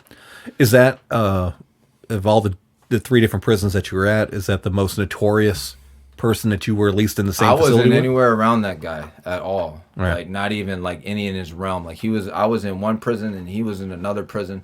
It's just we were in the same complex. Oh, okay, You get what I'm saying? And they used to do the death row where I was at. No. He was just on the same complexes. So we was on the same No, fuck him.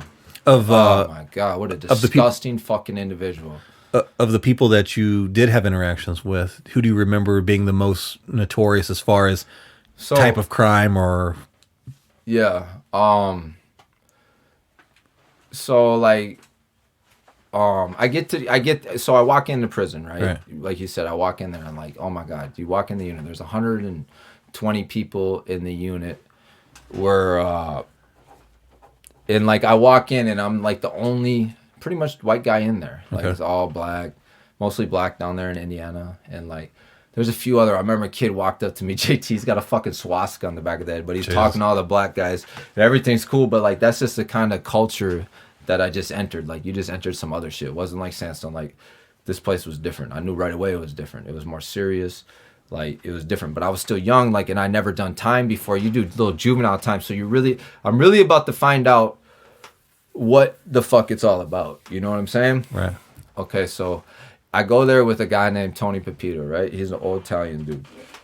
Love the man to death. He was in Sandstone. He's going to Terre Haute on medical because they have a medical facility there, you know. And he had actually did 15 years. He was serving life on some mob shit out of Milwaukee. He had already did like 15 years in Terre Haute on the same time he's doing with me. He's been down since 1982, and like he was back there when it was back in the day, so he knows a lot of the guards that are older.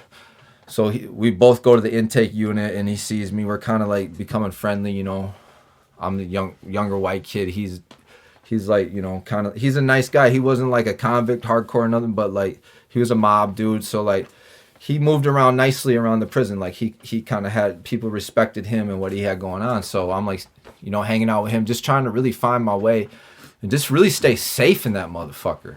You know what I mean? And figure out, you know, because like I remember I was reading a book by this Hell's Angel out in New York. He's like, and he did a bunch of time and he wrote a book about it, you know? He was like, if you're young, you're white, and you're skinny, and you're in a prison, a high security, watch out. He's like, because you're labeled. Like, it's kind of like how it is. Like, you're a young white kid, you know, like the black, there's a lot of them, so they kind of, everybody sorts out their own, but like, you can fall victim to some shit if you hang out with the wrong people or, you know, right when I got there, someone tried to like extort me. You know what I mean? Like, here's a commissary list. Go get that. And I'm like, man, where can I buy some fucking weed to smoke? You know what I mean? Like, think I'm worried about buying you some commissary. Right.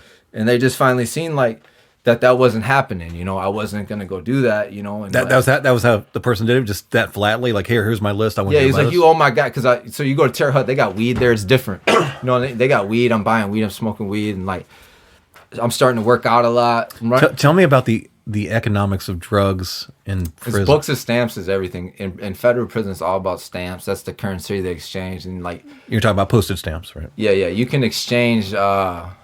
You can exchange like on the wire. So like when I'd want to buy some weed, I could like have like, you know, one of my people on the street, send his girl $100, and then he'd give me. You get like in prison, you get what they call chapstick caps for $50. 30 to $50 they call the cap, and you get like 2 or 3 little joints. So like the cap on the lid of like a chapstick thing that you put on your lips. Fill some weed, not like the best weed, is like, I remember it was like 10 books, and a book of stamp was like, you know, book of stamps just a regular book of stamps, so whatever it was. But they devalue off the face value, so they're like, if a book of stamps is like $8, it's like 7, 6. So, and tell me again how much the cost of that little cap full of weed was? Oh, it was like $50. $50. 10 books. So like 50, 60 bucks. Yeah, but I'll tell you one thing about weed. Jesus. Like, people don't appreciate that shit out here when you got large amounts and you're smoking blunts. Right. You know what I'm saying? In prison, you can smoke a little ass joint. I did this every day from Sandstone on, because they like every other place I went, they had weed. Like, you smoke a little joint, you're high for, you know, it's cool. You're chilling. You know what I mean? So like shit. Well, I remember when I was in county jail in Boward, or is it Boward or Burr? When in Florida, wherever I was at, it was like somebody had snuck in weed. You know, it was county jail, so it was different. You know, it was like intake. It wasn't like people had anything set up. It's just weed happened to get in there, and like they were smoking like little pin joints, like just the thinnest. Oh yeah, thinnest little thing. And if you hadn't smoked weed, like if you go in there and you hadn't smoked weed in a month or two, that shit gets you higher than a big ass blunt out here. Right. Be like, hell yeah, put me in. Besides that small little taste of freedom is basically what it boils down to. Less about the weed and the high, more of I feel like a little bit of normal now again. A little bit. You go. My favorite thing to do in prison. This got me through so much stuff. I would wake up, drink a cup of coffee, smoke a little weed, go out to the track and listen. Hopefully, like some Red Hot Chili Peppers would be on, and just run. Nice. You develop those type of skills when you have that much time. You develop what your body is really about and balance and like living your life. Like prison can be a beautiful thing if you appreciate it, right. To go in and out would be like really ridiculous. The most I ever did was county time. 7 months was the most I ever did. Yeah. And that was just because I couldn't afford to bond out. That's so I had to sit there for the That's thing. part of the reforms. There's all sorts of reforms that they talk about. That's one of the things. Like, how can you have to stay in jail because you don't have money? Like, you got to stay in jail because you're a threat to society, not because you don't have money. Come on. Yeah, that's a good point. But I think if there's any advice you can give somebody to dealing with the processes, it's kind of what you do. You just got to kind of find your center and almost do like a 24-hour a day meditation where you're like, you know what? I've just got to do this, and I've got to process this, and I've got to get through this day, through the next day, through the next day, and find things to occupy yourself. Because, it wasn't perfect like that for me. Even within a 7, there's times like fuck, you just feel helpless, and it's. It wasn't out. It wasn't out. The world roses keeps rolling, and you're in here, and time almost stops. Yeah, well, once you get rid of that happened to me. Like, so after like 3 years or so, I kind of just forgot about the world. Yeah. And you're totally checked out. That's the hardest part, the first 3 years. Holy shit. Tell me more about Tony and your relationship with him. Yeah, so anyways, we're in the intake unit. I'm 100, I'm just getting to jail. I'm still a young man. I'm 23 years old. I wasn't born like super big, you know what I'm saying? But I'm working out. I'm 6 foot. I'm working out. I'm like the little Urkel. I'm working out every day. I know I got to work out to save my life in that motherfucker. Right. You know what I mean? So it's getting kind of rough on me. Like, people are fucking with me. You know what I mean? Like, a lot of dudes like me. We're laughing, kicking. But anyways, I'm like, man, someone was picking on me or something. I was just like, fuck it. The next dude that fucks with me, I'm just going to give him everything I got. And we went at it. I remember this guy jumped out there. He was like, fuck you, bitch, or something like that. You call someone a bitch in prison, like, that's a big fucking deal. Yeah. Like, you better be bitch or fag. If you call somebody a bitch or I don't even think fag's that bad. You call him a bitch or a rat, or any of that disrespectful shit. Like, man, that shit is serious. Like, you better watch him. Yeah. So, man, we're on the top tier. It's 2 tiers there with cell doors that lock. Like, sandstone is one of the biggest difference. There's no locking the general population up. It's just like, but Terre Haute, you're all locked up at night in cells. Yeah. So I remember I said something to me like, fuck you, whatever, and I just gave him a straight right down the pipe. You know what I mean? Is this your cellie that you're locked up? No, just another dude in the unit. See, guys will try to fight you. You don't know if they're trying to check in. You don't know what's going on. Okay. You know what I mean? Especially being young. Like, tell the listener what check in. I know what it means. So if he's a rat, this guy I got in a fight with, he might want to not like go to the cop like, yo, I'm a rat, and I told on the guy down there in the other unit, and he's in a gang, and I'm scared of him. Instead, they'll like try to attack me and go to the hole and not look like commit some kind of violation, so it looks like they're getting put in there for something else. Yeah. So anyways, whatever the fuck he had going on, I remember we fought. I hit him, and he wasn't expect that, so I hit him, and then I just swole his eyes. I was like, what's up? We gonna do some more?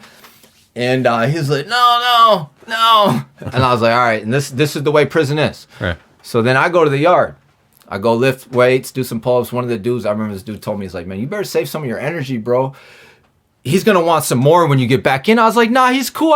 He said he's fine. Man, sure enough, I get back in the unit. And this is kind of shit you learn growing up, like, in that shit. Like, he was like, I was like, what's up? I was like, you got a problem? He's like, fuck yeah. And you ripped open the door. I remember I just stepped back. I just kept punching him. And then he like fell to the ground. I kneed him in his face. And Tony was watching this. Now, am I right to understand that the reason why he wants that get back is because excuse me. I forgot to tell you the other part. So the dudes in the unit were like, you can't let that shit go. Right. You can't let him fucking get off on you like that. You'll be a bitch. You lose rank. And they just want to see a fight. Everybody just want to see some fucking entertainment around that motherfucker. So, But you've got to maintain that point or that position in the food chain. You know, because if you get your ass booked and you just like you bitch he's out. Assed out. And plus his eye was swelled up. Like when I got in that fight, he knows his ass is grass anyway. Right. Once the guard sees that. So yeah, I remember we get the fight and I came out, I believe, on top. But when you fight right in the middle of the unit, the cop sees it, fight. Hits what they call is they hit the deuces. 15 cops run up. You stop fighting. You look over. Oh, he's bleeding good. You know, let's go to the hole. Now you're going to the hole. You go to the hole for like. Were the responding officers were they violent with you, or did they just? You know, honestly, in my whole time I was in prison, I had one problem with the guard. Nah, most of them guards just want to go there, do their job, and go fucking home. Like in my experience, right. You know, there's always that asshole, just like there's always that asshole inmate that does. You know, I don't know. I never had no problem. This may be one of the things you don't want to talk about, but. Were any of the guards ever that either with you or that you observed involved in any crimes within prison, like drugs and? I would say in the federal prison, contraband? It's a little more not so much because they make a lot of money and they get benefits. But I can imagine if they get in trouble doing that, the charges are pretty high. Here's the thing I'll tell you about prison too. My hierarchy, prison is society flipped upside down. Somebody told me that once, and it's the best analogy ever. The dude that is, when you come out of the nice steakhouse that's sitting on the corner looking all fucking crazy and shit, he's in charge of the unit that you're in. Like, that dude wants your day to be bad, your day's gonna be bad. So like my hierarchy, like we're like, if I was selling drugs, like for say in Terre Haute, man, I'd have got eaten alive. Like it would have been fucking you. I've been dealing with a bunch of gangs and shit. I'm not in a gang. There's like 40 other white people and there's like fucking 2,000 inmates on the yard. Like it's just not. It wasn't my role, and I was always just trying to do my time and go home. I always wanted to go home. Right. Some people want to make a career out of that shit. They want to go in there. You know, you got to walk a fine line, you know. Well, see, that's kind of the bad thing. You get somebody who's got 50 years, a life sentence or something like that. They don't give a fuck. No, you don't fuck with them. Like if you bump into them and you know you're going home and they know you're going home, you just be like, oh, excuse me. And you try to avoid that shit at all costs. Or if you do have to go at one of them, man, you got to like really go. Right. Because they don't give a fuck. It's like, well, it's not like they're going to get out. They're like, I'll just do more prison. Okay, fine, let's go. It's funny too. Like you get in a fight in there sometimes. Like I got in fights with guys and not like we fought a lot. Right. I fought a lot. I wasn't Billy Badass, but you're going to fight being younger in there. But you would see the same guy every day for 2-3 years. Sometimes you even become friends again. Right. You know, so it was just different, you know. But anyway, so then I get out the hole. I fought the guy. They let me out. I'm scared. I think they're going to send me to the penitentiary. There's always more consequences in prison. Like, it's not like you don't give, for me at least, because I was going home. But you know, as I was going to the highs, you start seeing more people that aren't going home. And that's when things get violent as fuck. Right. So over at the penitentiary, just right across the street, that's what I said about the complex. Like, that's where they were at. They built a brand new, like, big-ass white penitentiary in Terre Haute, like, probably in 2010 or some shit. But anyways, I'm like, fuck, am I going there? And my counselor, your case manager, you got a case manager in charge of you for the unit. He's like, nah, Cullen, we ain't gonna send you over there. He's like, I understand you had to get in a fight. He'd been working there like 15 years. And I think maybe because Tony probably had said something, you know, talked to him for me or something. He's like, nah, Cullen, we ain't gonna send you there this time. We understand. But your ass gets in another fight or something, you're going over there.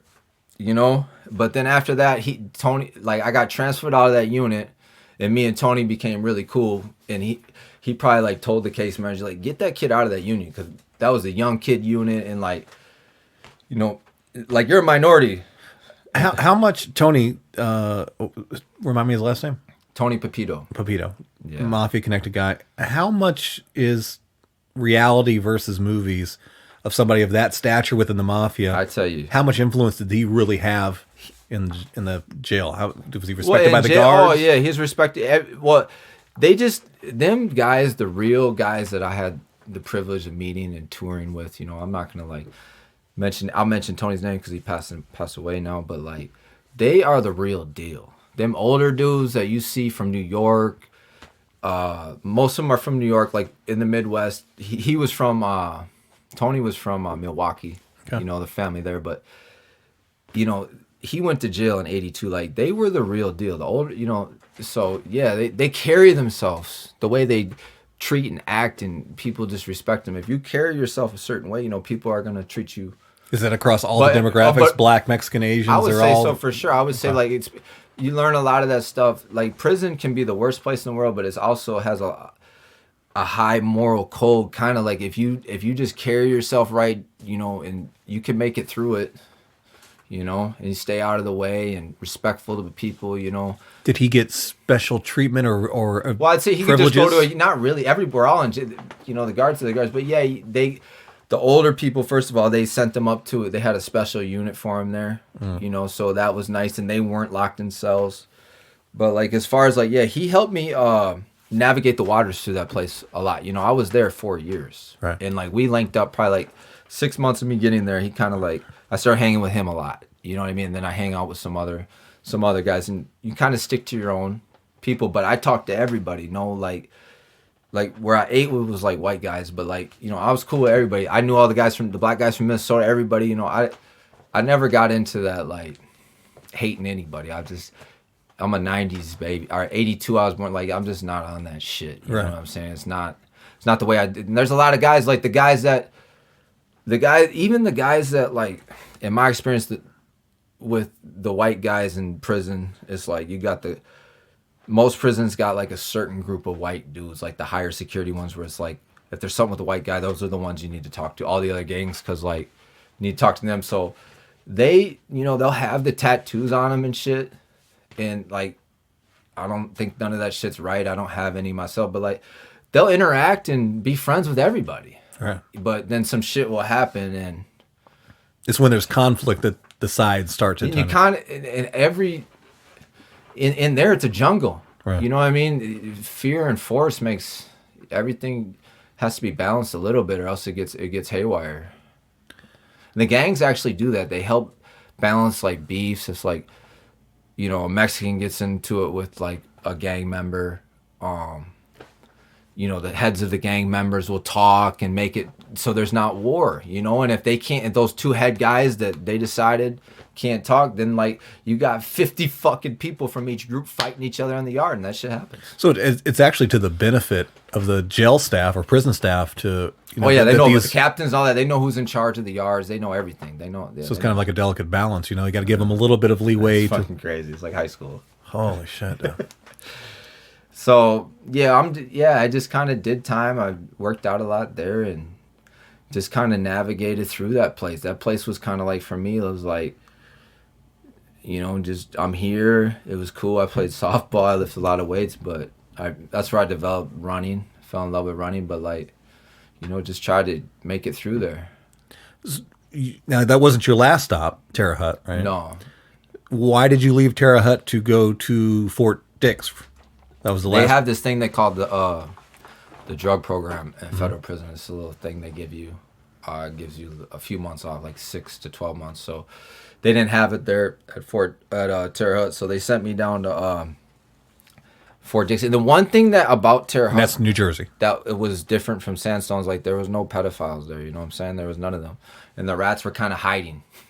Which one did you just say? At Terre Haute, like there was no pedophiles. Like they get checked into me, like, oh, you're a pedophile, get the fuck out of here, go to the hole. Oh, they got their own. Beat up. Okay. Immediately. That's how it was when I was there. And then there wasn't a lot of rats, and if there was rats, they were kind of like hiding about it. It wasn't like Sandstone. Like Sandstone was a fucking free for all. You start messing with the pedophiles there, your ass is gonna be in the hole. It's that they have a balance. They'll have like some prison yards where they'll like let you check in the pedophiles, and they'll have some prison yards where they don't. But like in the USPs, they don't have no fucking control over that shit. Them dudes got life, and they just over the 3 prisons that you were in. Was there ever anybody killed? Not in the ones I was in. Okay. There was dudes beat severely though several times. I remember one time when I was in Terre Haute, my cellie Jason, he came back. He was like, "Yo, man, they're about to fuck dude up. Watch out," or something. And it was crazy too, because when you're about to get hit on the like all the others, so all those little head guys alerted everybody like, "Hey, we're gonna." It was actually the Mexicans. They were fucking up one of their own, so they're like, "Yo, we're gonna beat this dude up." Basically, you know, stay out of our fucking way. You know, because why would they want to get involved in their shit? You know what I'm saying? Right. I remember the guy was just sitting there watching TV, and then out of nowhere, I'm sitting up on the top tier, kind of watching it. Like, you know, I'm in jail. Like, I guess this shit's entertaining for me at the time. You know what I'm saying? Like, what the fuck's about to happen? I felt bad about it after, and they just beat his fucking brakes off him. Just, I remember he had earmuffs on, and they just took off on the side of the head, punched and kicked him and everything. I was like, oh man, what the fuck did he do? And it can be something as stupid as he didn't want to sit at their table. You know what I mean? Or he didn't, who knows? The fucking shit that goes on in there is ridiculous. It's crazy. What about on the other end? Was there ever a significant incident between an inmate and prison staff, where prison staff not that I've seen got rough on somebody, or is it?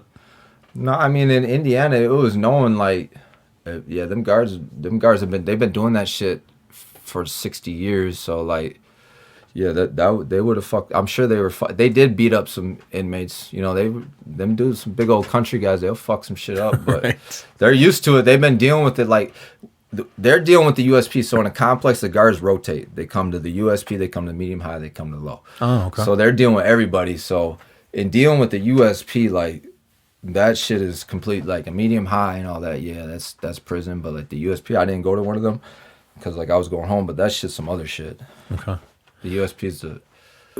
Now tell me, you started saying it already, but go ahead and tell me more about what your Fort Dix experience was like. So I get to Fort Dix, the first thing I notice is like, oh my God, there's a lot of fucking pedophiles, but it's wide open. Right. You know what I mean? There's 2,000 people on the compound. It's an old army base. Okay. They have facilities there. They got electrical course I took. The whole time I was in, I'm just reading like crazy, working out, you know, knowing this, like I was enjoying the time I was in there, but I was knowing that this wasn't what I wanted for the rest of my life, you know. I just really wanted to smoke weed. Right. Seriously. So want to get out. So yeah. So yeah, so I go there, you know, I'm like so now it's like I graduated. So when I first walked into Sandstone, I was like a young kid. Now I've been seeing this shit. I've been living in it. I'm bigger. What year are you at now? Is this? I'm like 27, 28. Okay. Fucking rip. Hitting 315. Yeah, having 4 years in? I've been in about 5. About 5 years. 5 years. About 4 or 5 years. Yeah. But you know, a lot of things has changed. I've seen the ills. Like you're not so innocent anymore. Like when I went in, it was kind of like fun and games. Now I kind of like know. I've seen what's going on. So I link up with some guys from Boston. You know, there's New York guys. There's all sorts of mob guys there. You know what I mean? Cool as fuck. Like you see him like, whoa.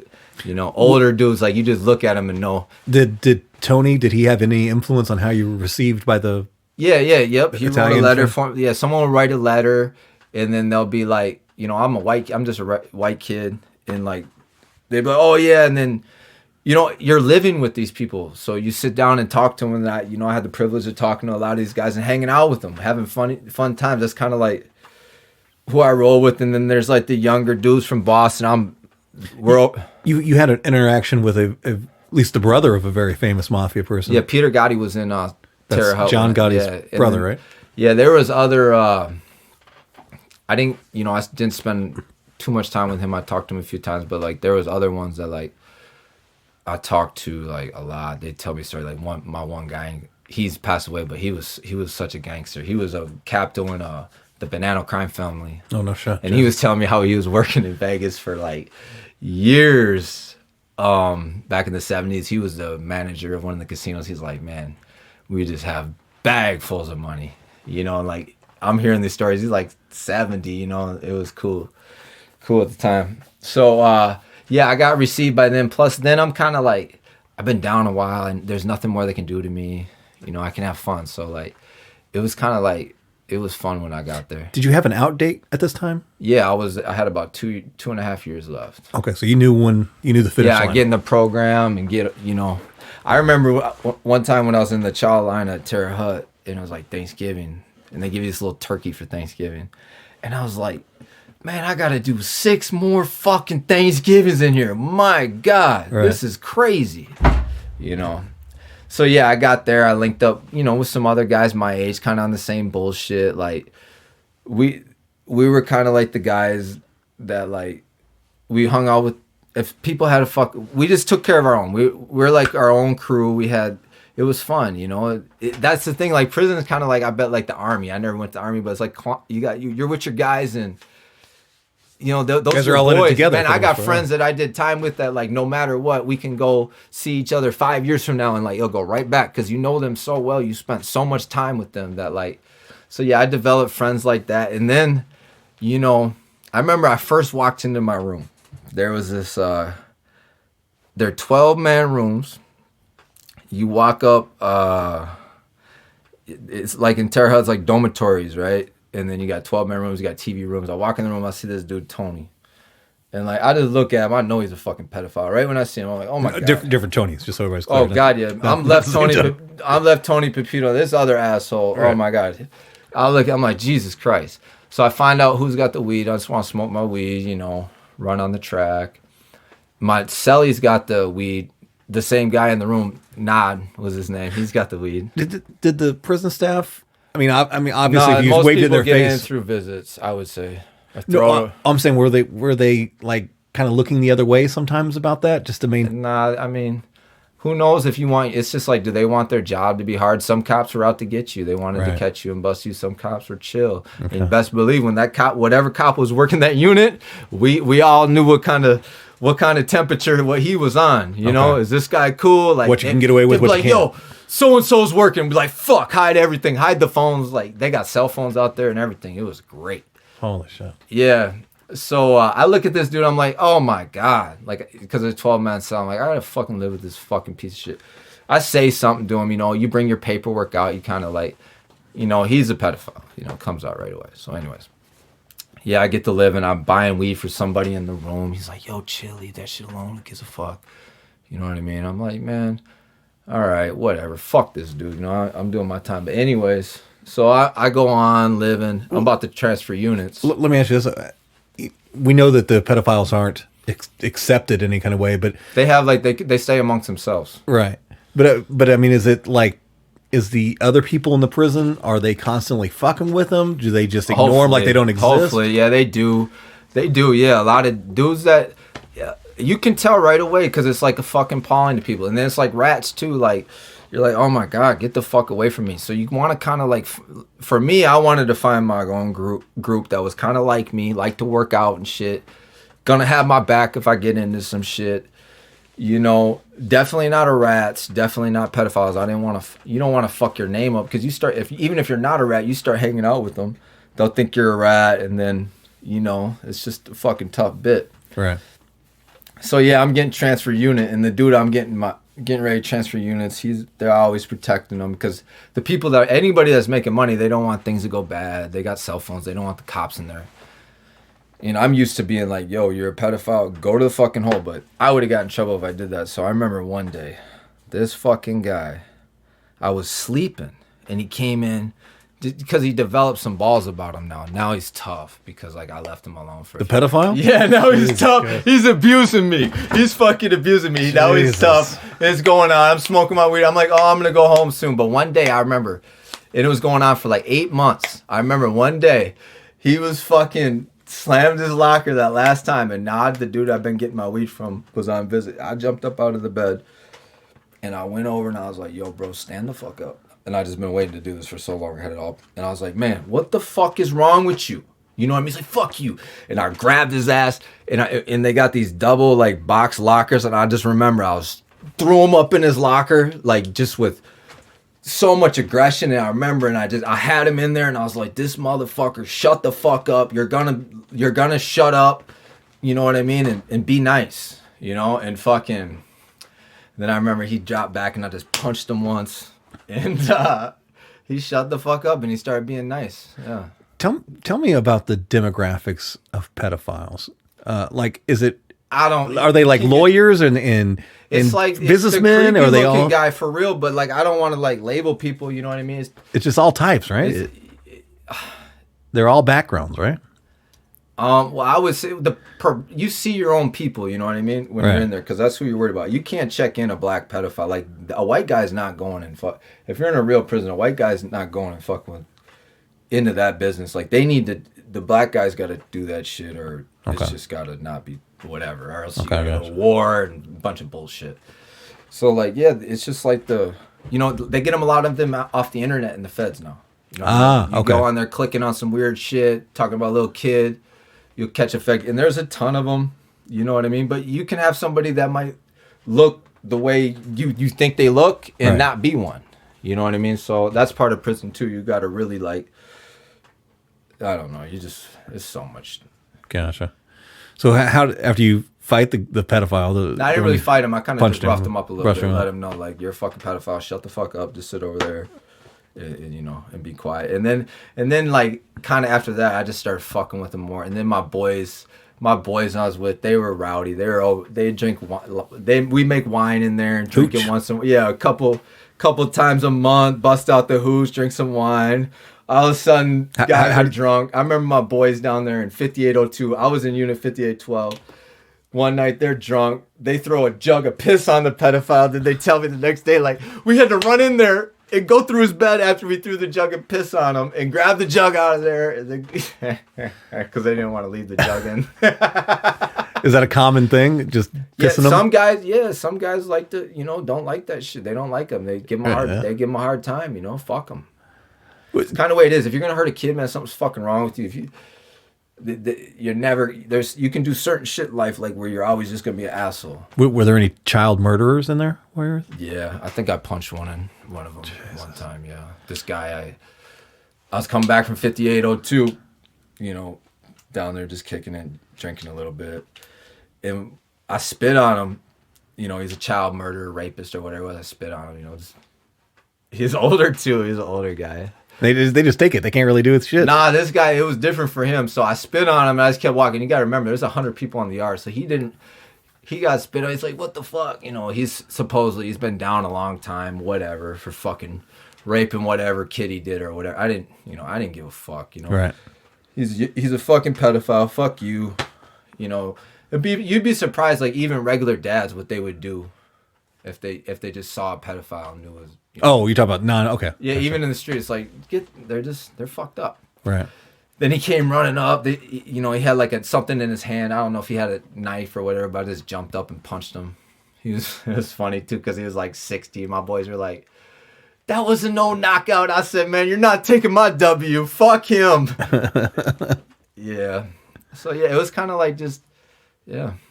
Tell me about the real fast. How do you make the hooch? So people who are you get the sugar. Sugar's like really something people want in there because they make the wine with it. Yeah, a kilo of sugar is like almost like a kilo of Coke out here. Like they know how many bottles of wine you'll get off a half pound of sugar. Right. You know, they got that shit down to a science. So it all starts with the sugar. You get the sugar out of the kitchen. You can mix that with anything. You can make wine out of Coke, right. Coca-Cola. You can make wine out of anything. When I was in jail, somebody tried to make it, and they made it using like fruit off the food trays. Like they would collect all, like everybody get a half an orange. Yeah. So they take a bunch of oranges, and then they would throw it into a plastic bag. You got to have that sugar in there though too. Did they have sugar? They do them with Jolly Ranchers, Snickers. I know that when the jail is that they found it before it was ever consumed. But I thought it was an interesting thing. I've seen a guy make a Jolly Rancher. That's a good idea. I didn't think about that. You could just throw the flavor in there with that. Interesting. Yeah, they figure it out. Anything with sugar, like real sugar, like a sweetener won't work, but real type of sugar will make wine, honey, anything. And I'm sure those guys who are doing 10, 15, 20 years, they've really refined the process. You find professional tattoo artists. Every unit comes accommodated with a couple winemakers, professional tattoo artists. Yeah, it's fucking crazy. No, those are all hustles. Jailhouse lawyers. I got into I read a lot about the law, the Fed, like when I was in there, and it was, you learn a lot. Okay. Well, let's get to wrapping up your time here. How did you exit Fort Dix? Fort Dix was without any problems. Did you get out? Oh God, yeah. Okay. You know, I by then you come into prison like now. You come into prison and like for me, I was a younger kid. I didn't really know what's going on. Then I'm kind of like you're 30. You know, I'm 30 years old now, and like I've been in there a long time, seen a lot of shit. Right. You know what I'm saying? I was always running around. I wasn't just laying in my cell. You know, I was always seeing what the fuck was going on. So, as a reminder for listeners, you did 7 years. Is that? Yeah, I was incarcerated for 7 years. Okay. Off from marijuana. That's why we gotta get that pardon going, huh? Right. No shit. Fucking A. So is that going to be that simple? If it went federal, if it went federal legal, would everybody who, as far as weed charges go, would just get one? There's guys in federal prison. It has to, right? Well, I'll tell you this. There's guys in federal prison that might have been like I remember this guy in Terre Haute, Doc, truck driver. Yeah. He's driving truck for the cartel or whatever. He got hooked. Just a regular old dude from fucking Ohio. You know what I'm saying? He was a mechanic. He had his own mechanic shop. He finds some fucking cartel guy. He's like, yo, you want to make $100,000 a load? He's like, fuck yeah, let's do it. You know, he does it, gets away with it for a while. And that's the thing about the feds. You can do some shit and get away with it for a while, but they'll come back and put it all together and be like, motherfucker, you did this. They gave him 28 years. Jesus. Never been in trouble before. You know? Damn. Marijuana trucking, there's tons of stories. That's why I'm so compelled, like maybe somebody that isn't a believer in at least decriminalizing marijuana will listen to all this shit I had to go through due to the plant being illegal. It's just ridiculous. Yeah, when you really think of it now, and knowing that we're in this weird kind of middle ground where there's however many legal states and they're completely recreational legal and stuff like that, but then you come to a state like it is still here, kind of, it's been decriminalized for small amounts, but if you get caught with a pound, you got a headache. You're in trouble. It's a headache. You got probation. It's coming. An invisible line on a map is the only difference. And you want to hear the craziest part? So when I got home, I went away. It was 2004. They didn't really have these Google cell phone searches. One of the first things I did when I got home was I Googled, why is marijuana illegal? Because Google will tell you some shit. Right. For real. Some fucking asshole that owned a lot of lumber back in the day, a lot of forests, lobbied and knew that hemp could do it. So now they've created this huge industry around like paper, and that's kind of like where the outlaw of the marijuana goes. Or you can look down to where the racists with, you know, shit in the civil rights with blacks trying to throw them in jail down south. They say it came from that. Like, it's just time for a change, man. It is. So what was your release date? When did you get out? I'm sure you remember. I got out like the very beginning of 2013. End of 12. I think December 29th, 2004 was when I actually got out. 7 years, you're out of prison. Tell me day one out of prison. How refreshing. Everything's the best, and it still is. Every day I wake up, work as hard as I can at everything I do. I love it. I try to be good to people. The world's so fascinating to me, and it's never not fascinating. So I've never looked back. I've started several businesses, had several businesses fail, had a couple work well, and I made money. And man, it's so much to do out here. And now I've started this company after working construction, building houses, and you know, I got a little niche construction business, but I started getting into the CBD, and it's super exciting. Which is just wild, right? Isn't it kind of a mind? Oh, it's so great. You did 7 years in prison for what you're now kind of, CBD is kind of same thing. Yeah. For what you're doing now is completely legal. I love it, man. I give it, when I first got into the CBD business, they passed the Farm Bill, right? Right. I'm like, oh my God, I didn't really understand what the Farm Bill was, but it was huge for marijuana people. Yeah. It was crazy. It's great. They passed it in 2019 or 18. Whenever they passed it, I didn't know what was going on. I'm so busy in my construction, doing what I'm doing, you know, paying my bills, taking care of myself. I had some of my friends, they came out and see me, and they said, CBD. I said, man, what is that? What the fuck is CBD? And then, so I go work construction for CBD people that got CBD. You know what I mean? I see the CBD. I see it. I see what's going on, and like, it's crazy what they're doing. So I get super interested in it. And then what sealed the deal with me when I fell in love with CBD and the whole thing was, first of all, you watch the interview on Dateline with the Charlotte's Web with the girl. When she takes the CBD, she doesn't have seizures anymore. Right. And isn't this the perfect story for America and everybody? They stole the plant from us for no fucking reason, right? And they were wrong to do it. Right. And now they're discovering all the things it can do for us medically. Right. So anyways, I'm out in Boston. I'm with my... I just read a story, I think it was yesterday, something on Facebook about now the opioid companies, the pharmaceutical companies. Oh yeah, they're experiencing these huge losses now because of people are replacing these pain pills with marijuana products. They started the opiate. They all started when those fucking people that are that Purdue Pharma and all that shit. That shit ravaged the country, making billions off this. Billions, yeah. And they were getting off for a long time. And people look at everything, who was in power and everything that was going on. If you really look at shit, it's crazy. Like, so anyways, I was in Boston with my aunt. She's older. She's like 75 or something. She's like, man. And I started telling them what I'm interested in. Like, everybody knows I'm about weed now because my whole family knows. I went to prison. There's no hiding that shit. There's no like, hey, Travis, he was gone. No. It happened. Shit was in the paper, whatever. So she's like, after the Dateline article, first of all, that was the most profound thing with the Charlotte's Web girl. Stop with the seizures. I saw that amazed me. Then my aunt, she told me, yeah, I have a friend. I've been friends with her 60 years. She has terrible back pain. She started taking that CBD, Travi, and it's going away, and she loves it. And I mean, these are from people that like, don't bring pot in my house, Travis. Don't smoke pot in my cars, none of that. Like, so I'm like, wow, CBD is amazing. It's and I'm a believer in.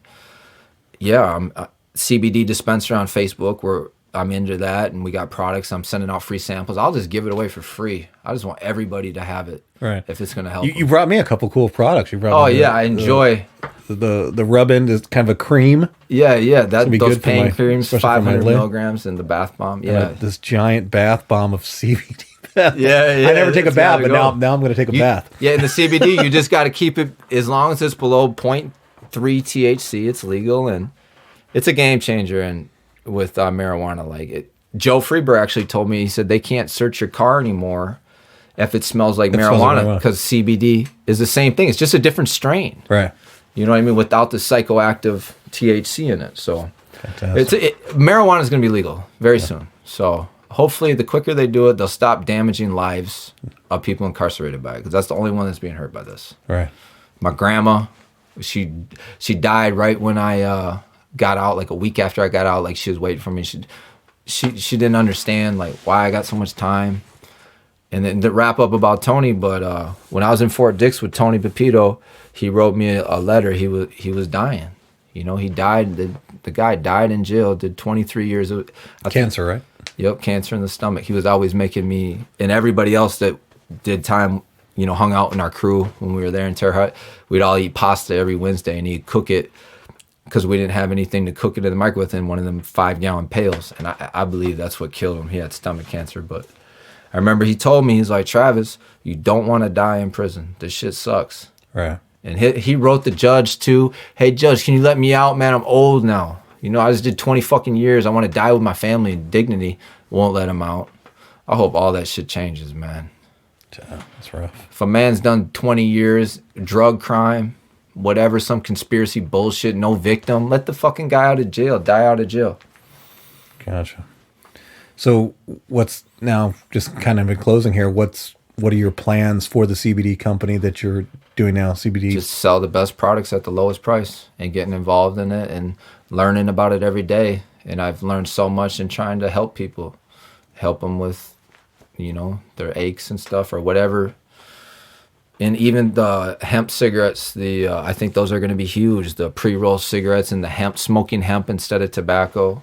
Are you looking for just customers now? Or are you looking for people to contact you to invest in what your company, or what do you want? No, just more people that are interested in CBD and buying the products I sell on my Facebook page, CBD Dispenser. And I have some marketing plans that are very intense, and I'm going to get into those in, you know, next year and going into the year and stuff. So I think you're a great person to do it. I mean, just your story is compelling, of why you went to prison, and now here you are as the face of the legal CBD, the legal, eventually legal recreational use. And I get a warm reception from like other growers and, you know, people, because there's people in the industry that know their shit, and then there's bullshit people with any industry. So like, I feel like when I talk to them, to the real growers, you know, that are growing a grip of this shit, they all like me and feel my passion for what I'm trying to do. I want people to basically smoke weed. I'd like to own a dispensary too. That'd be fucking great. You know, legally, not sell to kids,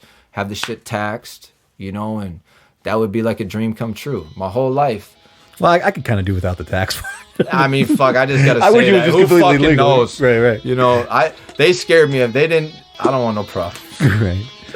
Well, Travis, thank you for sharing your story, man. It was a good one. Yeah, awesome, man. Good guy.